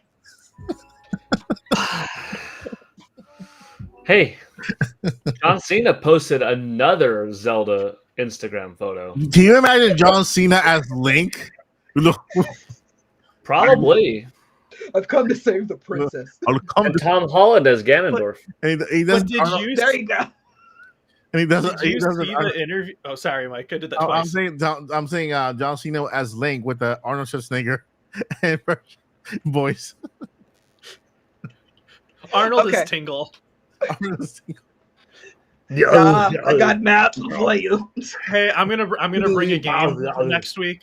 If you're down, I'll bring the game instead of Kit and Krista. Yeah. And I will bring let you guys start thinking about it now. All right, sounds good. Your perfect Zelda casting and worst Zelda casting. Okay, yeah, for the movie. Let's do it. That'll give me time to actually look up actors and actresses so I can. Preview for next month. We're talking about the Zelda movie next month. Okay, I mean next week. Next month. Next week Zelda movie, and we're casting. We're doing our worst castings ever on next week's podcast. There we go. Okay, seriously. Link. Link running around saying, "You can't see me." The Legend of Zelda Tingle's Tear. Y'all wildin'. Okay, stop. Okay. So we're doing June Direct of 2024. This would be my direct. Because I think Metroid 4. I think Metro Prime 4 is done. Yeah. Or it's so close to being done that literally somebody just has to dot one last I or something like that. So I don't think we're gonna get a full remaster like we did of Metro Prime 1, but 2 and 3, I think we're gonna get another release of those. I'll probably HD upscale it or something that's a little bit easier. And then I think the finale of the direct is going to be Metroid Prime 4, because it's still coming to Switch, but the trailer is going to be on Switch from Switch 2. And that alone will be enough for us to talk about for weeks and weeks and weeks and weeks and weeks. The Legend of Zelda: A Paul to the Past. A Paul to the Past. Joycey Jesus' Awakening. What? Okay.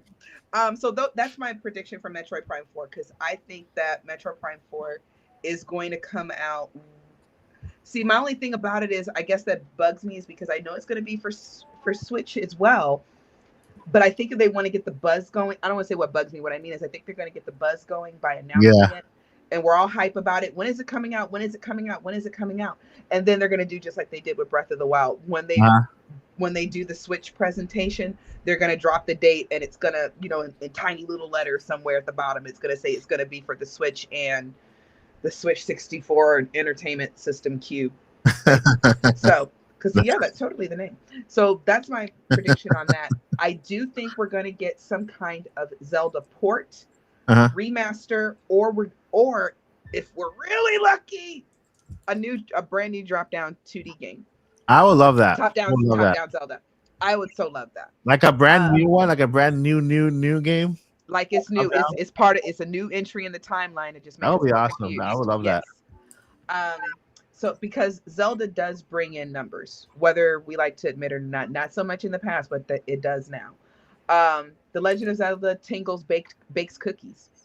It's like a nice little game, like little I would love that if it were like a Candy Crush kind of game where with Tingle just kind of with cookies and like a Legend of Zelda theme music behind it. No, wait a minute. No, somebody said the Legend of Zelda linked to Ganondorf's internet. What? Y'all are wild. Linked to Ganondorf. That's great. I would also, because this is just my own headcanon for life right now. Oh, yeah. Sorry. The Rise of Gan. That's a good title. That's a good title. Now, see, that one looks legitimate. Yeah, that could be a title for real. Yeah, that needs to. It's wrong answers only. Oh no. Yoga Zelda. That could be like a fitness game. Okay, I have to say it. Yoga Zelda is exactly what happened between Breath of the Wild and Tears of the Kingdom, and that's why they live in the same house. Okay, I'm done. Sorry, Mike. All right, Paul, you have all your list? I wasn't even done. Oh, okay. I understand. I know you didn't get it, but that's okay. The audience is laughing. Let me think. I already said top-down Zelda, and because, like I said, my headcanon is a little bit different. Mm-hmm. I think that Silk Song is going to be announced at the Direct. Yeah. If we don't, I mean, I would think they would announce it from Microsoft first. Yeah, because we're getting a Microsoft presentation before the Direct, so it actually is possible. But I don't know if they're gonna. But see, I don't know how that works business wise. Because I would think Microsoft would come back and say, "Dudes, why didn't you tell us you have Silk Song ready, and why did you announce it at the Nintendo Direct?" I don't think that'll work, but I do think it's gonna be there. So those are my choices. All right, yeah. Want to go, Paul? Yeah, I'll give you my one non-obvious one that, like, this is the one that nobody would be asking for, and then this one would show up. And this was hard to pick because, honestly, a lot of the other ones I'd be happy with. Yeah. So in the fashion of, okay, it's a last year for the system before new hardware comes out, we're going to port some games from Wii U or 3DS or GameCube and stuff like that. But the one that they show up that nobody asked for was a new Devil's Third. Not that it was a bad game, but it was a Nintendo published game developed by THQ. Wasn't greatest game, but like here, Nintendo doesn't satisfy folks with Wind Waker HD. Not Twilight Princess HD. No, not Yoshi's Woolly World. No, Devil's Third. HD. And everyone like, what? You picked this as HD. Really? So it'd be kind of funny. That's my joke-ish. I can just see the chat just going nuts on that. Devil's Third. People are typing right now. What was Devil's Third even? So if you know, you know. Over the top, violent kind of odd game. Not bad, but not great either. Is it on NSO? On Wii U. Oh, so it's not on NSO. No, that's why I picked like as a weird port. As far as real games, Metroid Prime 4. That's honestly the one that I truly hope is there, and I think it could be. And then some other titles, easy games would be like Yoshi's Woolly World. Bring that from Wii U, stick it on Nintendo Switch. Xenoblade Chronicles X. That would satisfy people to bring that over. Uh-huh. Star Fox Zero, another one from Wii U, that if you refined it and made it just that you could play it with Nintendo Switch without any extra controls, tightened up some missions and stuff like that, added another mode, like that would satisfy some people. So I'm just picking some easy games that Nintendo developed for Wii U that didn't sell the best because it was on a system that didn't sell well, that can have a second life on Nintendo Switch with not too much effort to port over and beef up the 2024 lineup and make people think like, man, there are a lot of good games right now that I could be getting that I haven't experienced thanks to not owning a Wii U. And then I have, like, those would satisfy folks, but the ones that would make the biggest impact would be like Kid Icarus Uprising. Do for that game what you did for Metroid Prime Remastered. Like, take that 3DS gem and have a big, beautiful looking game. Like, that would be a brand new AAA title for Nintendo Switch that would appease Mario and Zelda fans and a whole bunch of other fans. Just bring that from 3DS. Also, but this one's less likely, Super Mario Galaxy 2 Remastered. You sell that as a standalone game and give it the Metroid Prime Remastered treatment, but I think it's almost too good, because if you're going to have a new 3D Mario next year, you don't have that build up because you're satisfying almost too many people now with a 3D Mario via Galaxy 2 Remastered, that it's less impactful having the next big 3D Mario next year. Unless they could bust it out early, or Nintendo Switch 2 comes out later. So maybe not. So I could see some ports or HD remakes or some remasters. Maybe Metroid Prime 2 and 3 remastered or HD is on the safe side. So, and I wouldn't be surprised if there's like a new cool game around the level of Princess Peach Showtime in the second half. There's something that we don't know about, you know, and whether it's a new Fire Emblem that we've been thinking about for a while, or a remake of an old school Fire Emblem that might as well be considered a full new game. Or, you know, Zach and I talked about Punch Out earlier, like brand new Punch Out. Like, no one's going to expect a Punch Out right now, or F-Zero. Nintendo has so many IP that they could just bust out anything at any time. Here's a Golden Sun. What?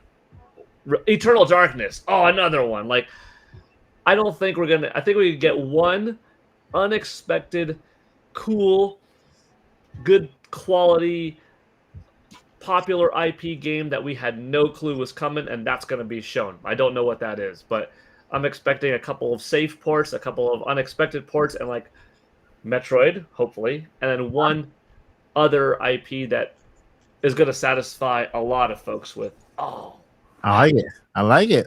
Yeah. All right. So before we get to Zach and his picks, I want to just let you guys know we're nearing. I made mine. Oh, you did? I was first. Yeah. I said Diddy Kong Racing. Okay. And then I said the Mario Tennis RPG type from Camelot. And then I added in the chat ARMS because Nintendo put Min Min in Smash for a reason. Nice. Boosted ARMS popularity. All right. So I guess that with all of these amazing predictions for the Nintendo Switch, I'm going to go ahead and pick mine quick.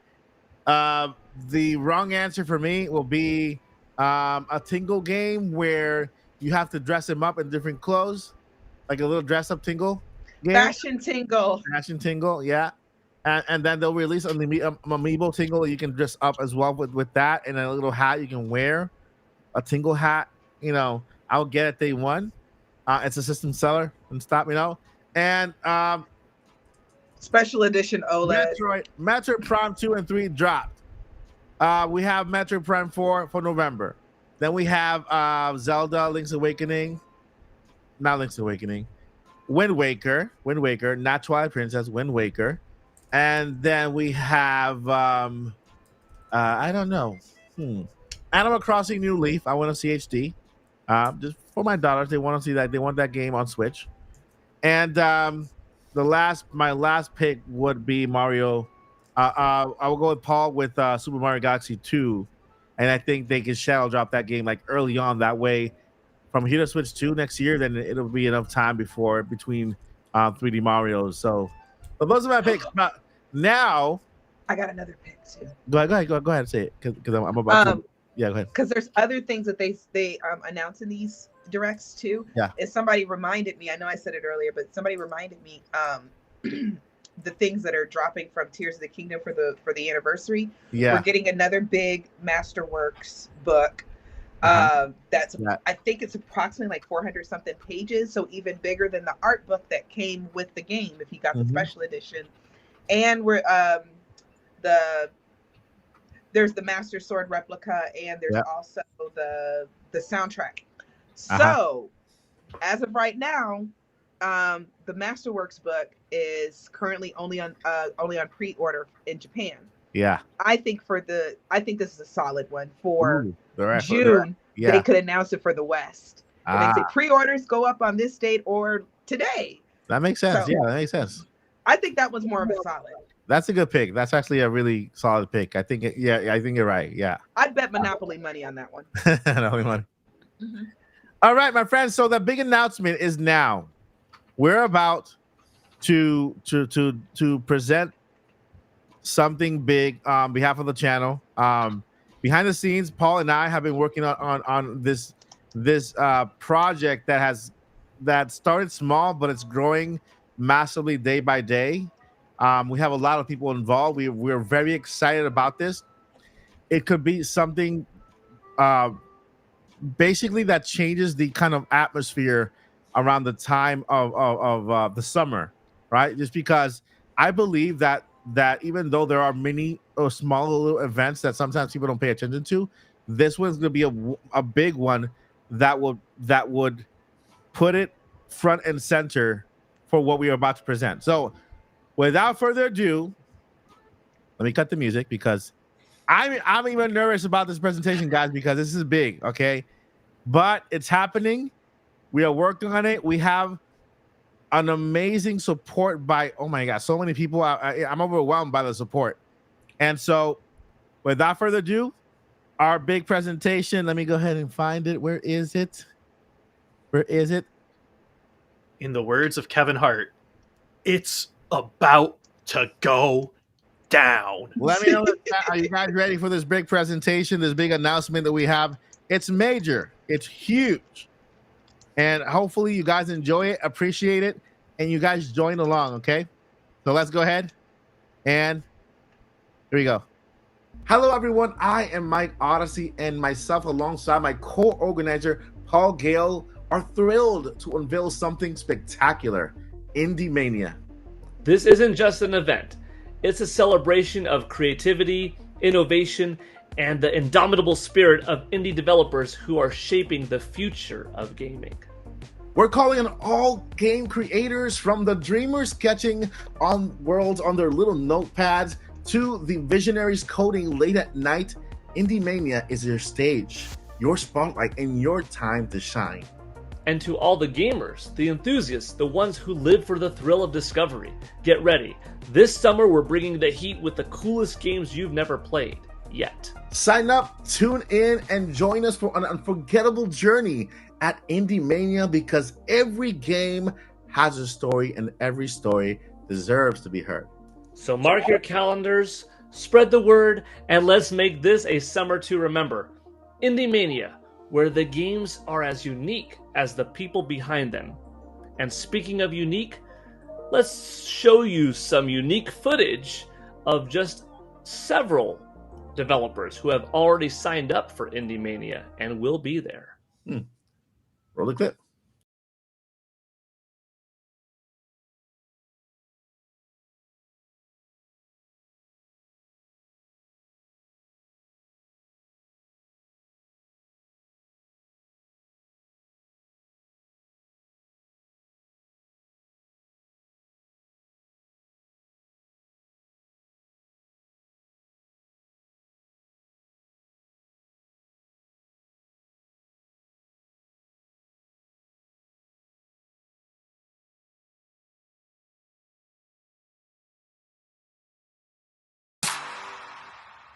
Whoa, that was incredible. That's nice. Awesome. So, Paul, what else can you tell us about Indie Mania?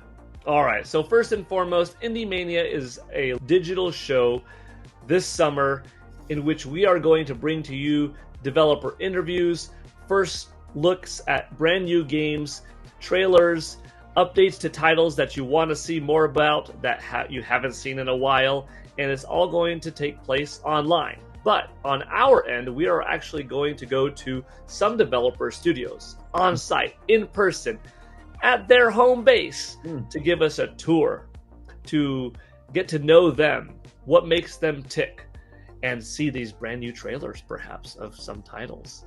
And we are also going to go to developers across the country, across the world even, and show you trailers, have a lot of fun, and like I said, some surprises along the way. But that makes me wonder, what are the dates? Did we mention that? I heard from the grapevine, from the rumors out there, that it's taking place this summer, September, specifically 13 and 14. And well, it's not just a showcase, it's a revolution. So are you ready for an uprising at Indie Mania? Sign up today if you are a gamer or a developer at indiemania.net. See you then. All right, so that is it. Yay! Yeah. We are launching Finally tell everybody. Mania. Indie Mania is our brand new showcase of games specifically dedicated to indie developers.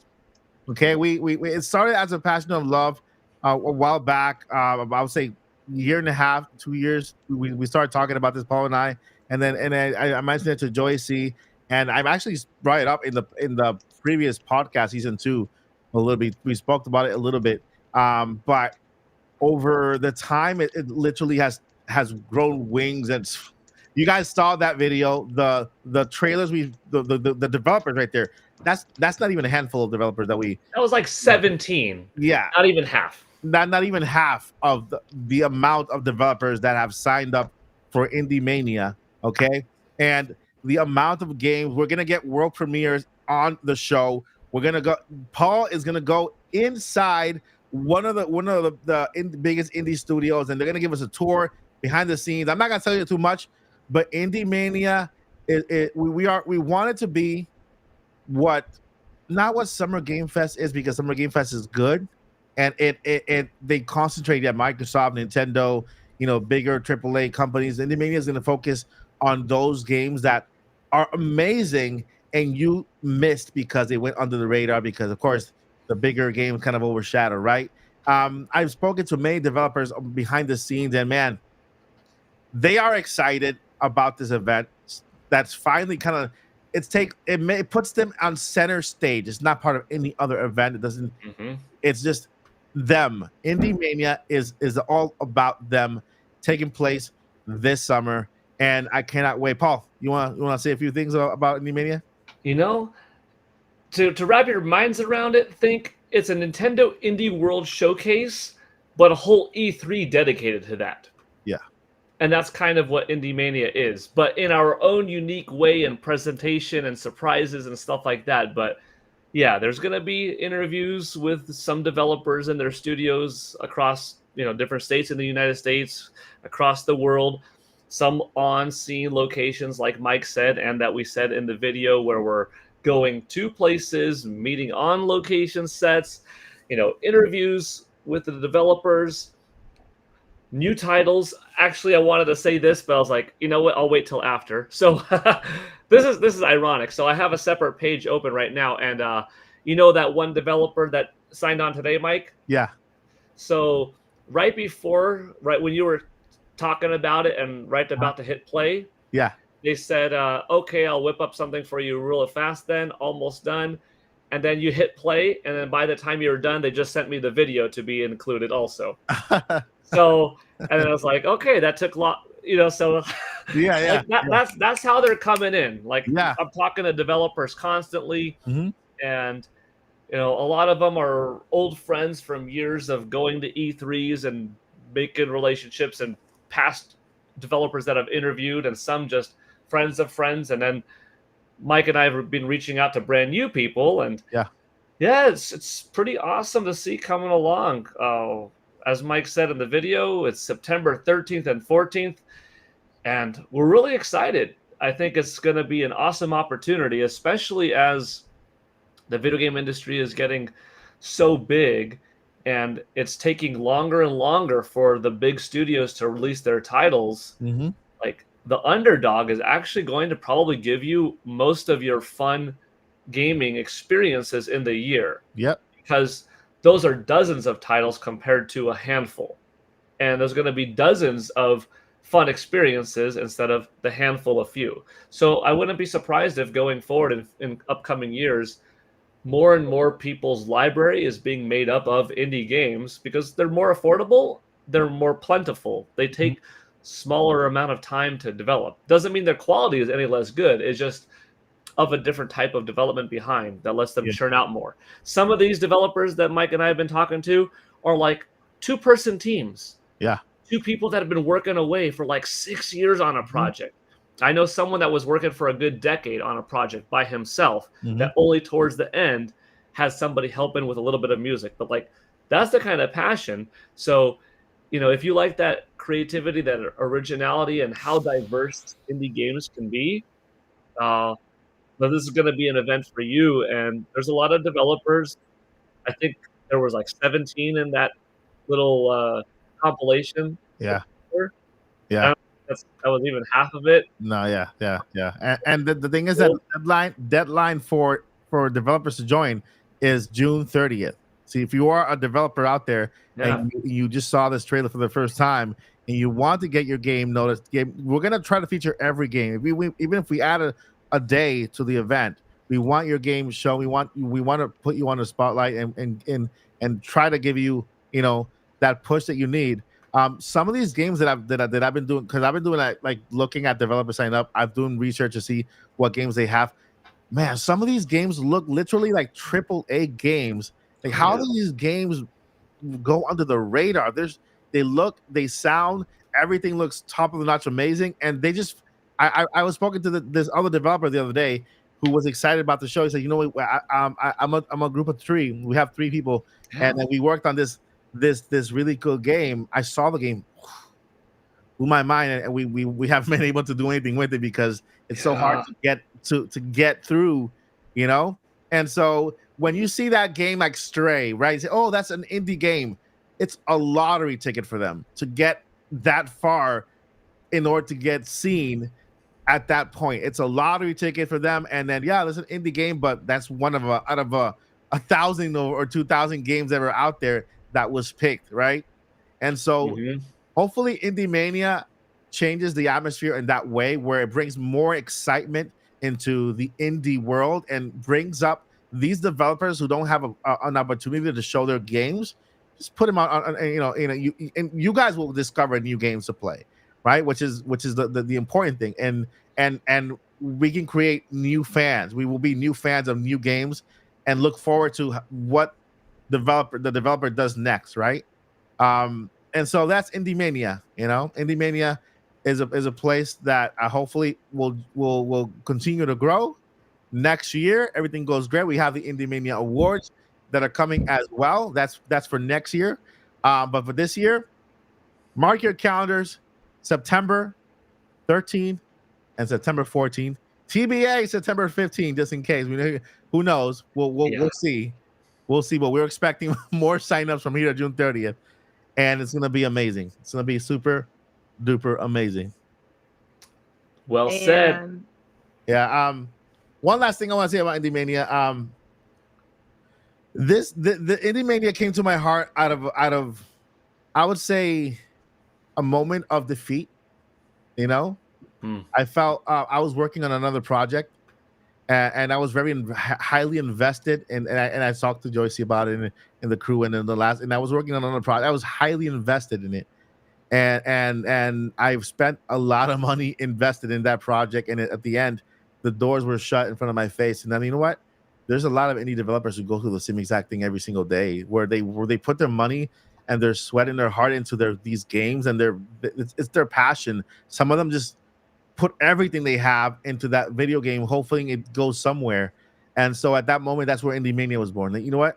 This is a revolution now. I'm gonna go ahead and stick. I want us to stand up as content creators for the little guy. It's easy to stand for the next Mario, the next Zelda, the next Splatoon. They have that $1 billion company behind them. But how about those little fellas who make those incredible games, but don't have the funds to take that game to the next level and just put it in front of our faces so we can go ahead and enjoy them, and then they can continue. That'll actually help them raise money for the next one. Think about Indie Mania that way. Think about Indie Mania as the underdog, and just bringing those people, to you so that we can change the atmosphere a little bit, right? Yeah, this is an awesome opportunity. If you're a developer out there, Mike, this video is going to go live publicly tomorrow, correct? The Possibly video, tonight? yeah, we'll go ahead and add that last one. They just gave me the video. Yeah. So if you want to add it in, maybe this will be seen tonight worldwide. Yeah.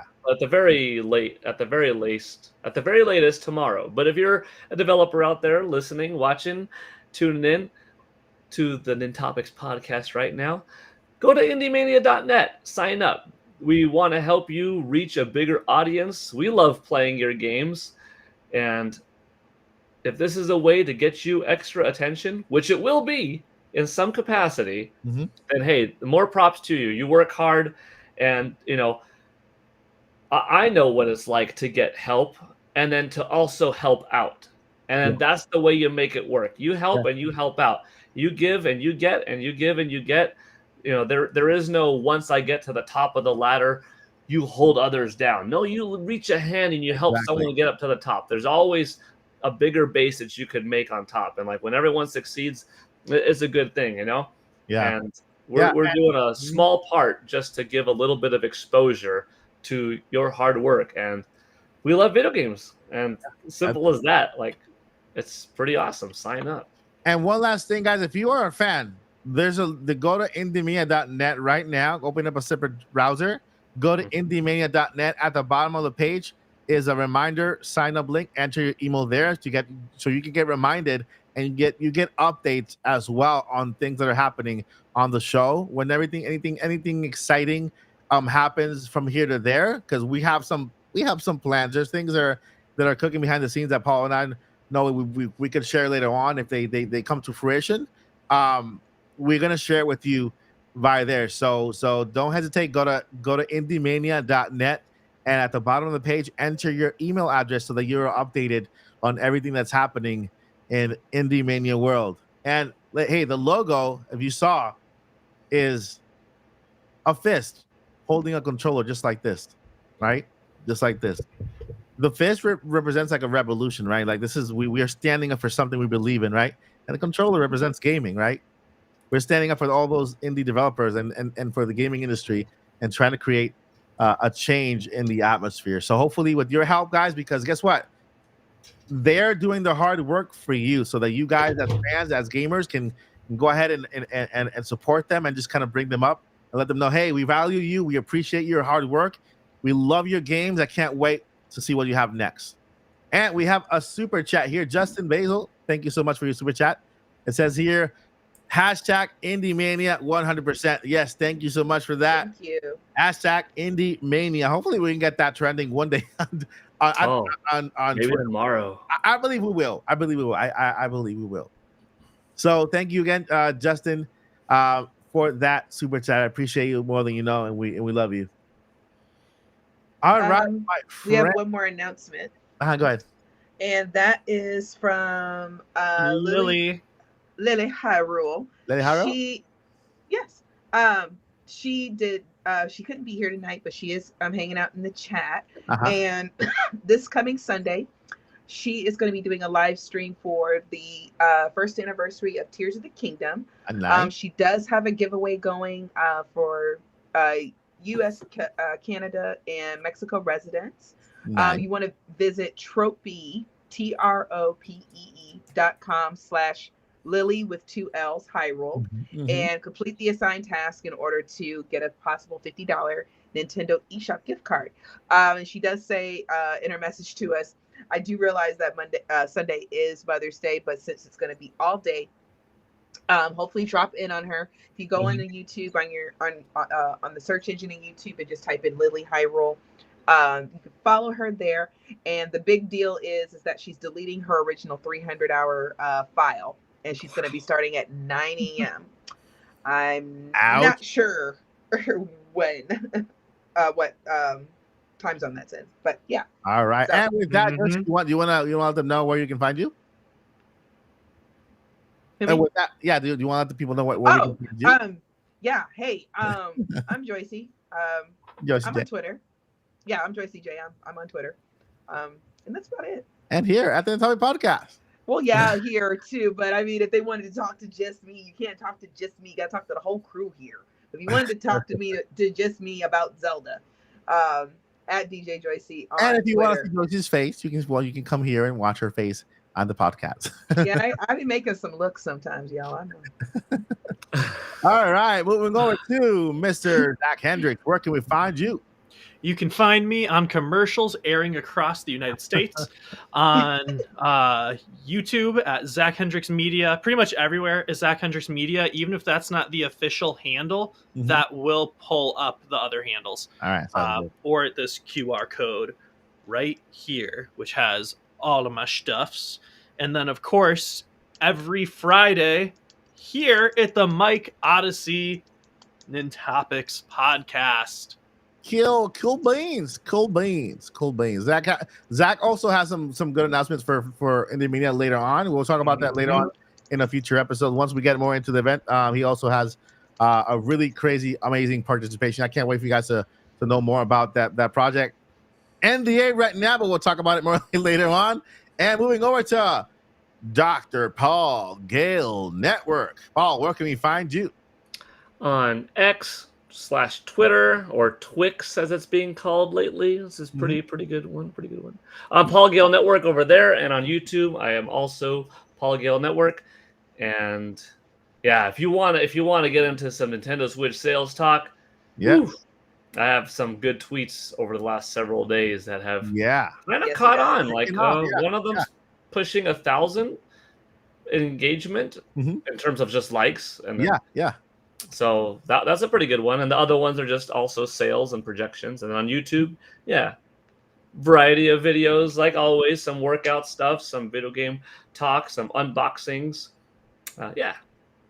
That's awesome, Paul. Thank that you. is amazing. Thank you. And you can also find Paul here every Friday at the Nintopics Podcast live. So, you can find me here every day at the Mike Odyssey show, and also at the Nintopics Podcast. This is also the home for Indie Mania. So if you would like to subscribe, make sure you subscribe here and hit that bell for notification so that you can stay up to date with all things not only Odyssey related but also Indie Mania related. We have some cool announcements ahead of us. The Mike Odyssey show, it's starting very soon. It's going to be on Nintendo Entertainment, kind of like a pretend you're watching like the Tonight Show with Jimmy Fallon, but you're watching the Mike Odyssey show with Mike Odyssey. More family friendly, Nintendo related. We'll have news with jokes in them. It's going to be news, real news, but it's going to be more comedic, right? And then we also have surprises. That's going to leave it there. The Mike Odyssey show starting very soon on the channel. Thank you guys, because you have been more than amazing tonight. We had so much fun on the podcast talking about Switch 2. We had a game. We had a lot of fun. We laughed, and it's time to go. But before we we'll be back in 7 days. Let me get some music up here. No, that's not the music. 1, 2. That's the I music. thought that was Timber by Kesha. Well, there are two things first, Mike. Yeah, I know, but okay, just reminding, just in case. I want to put some hype music before we go. Whew. This is the final countdown. Before we let you go, we're gonna leave dancing, guys. So if you are right now in the chat, I want you to give me your best move as we say goodnight until next Friday. Before we let you go, we got two things we let you know. Number one, take it away, Joycey, because I'm frozen. Oh. What are we talking about? I'm just dancing. Oh, we're leaving. We'll see y'all in 7 days. Until then, never give up. Don't do Never that, 'cause give we up. need you. And Paul and Zach together. Journey on. Journey on. Journey on. And let the party begin.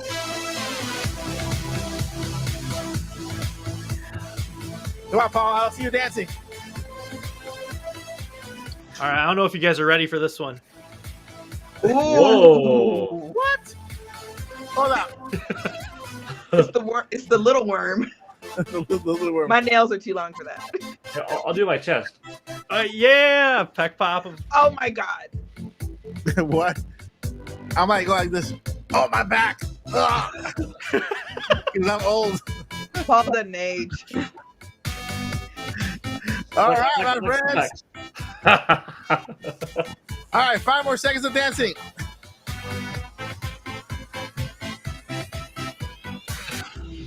Five, 4, 3, 2, 1. All right, everyone. Take care. Love you all. See you in the next one. This Good is night. Nintopics Podcast signing out.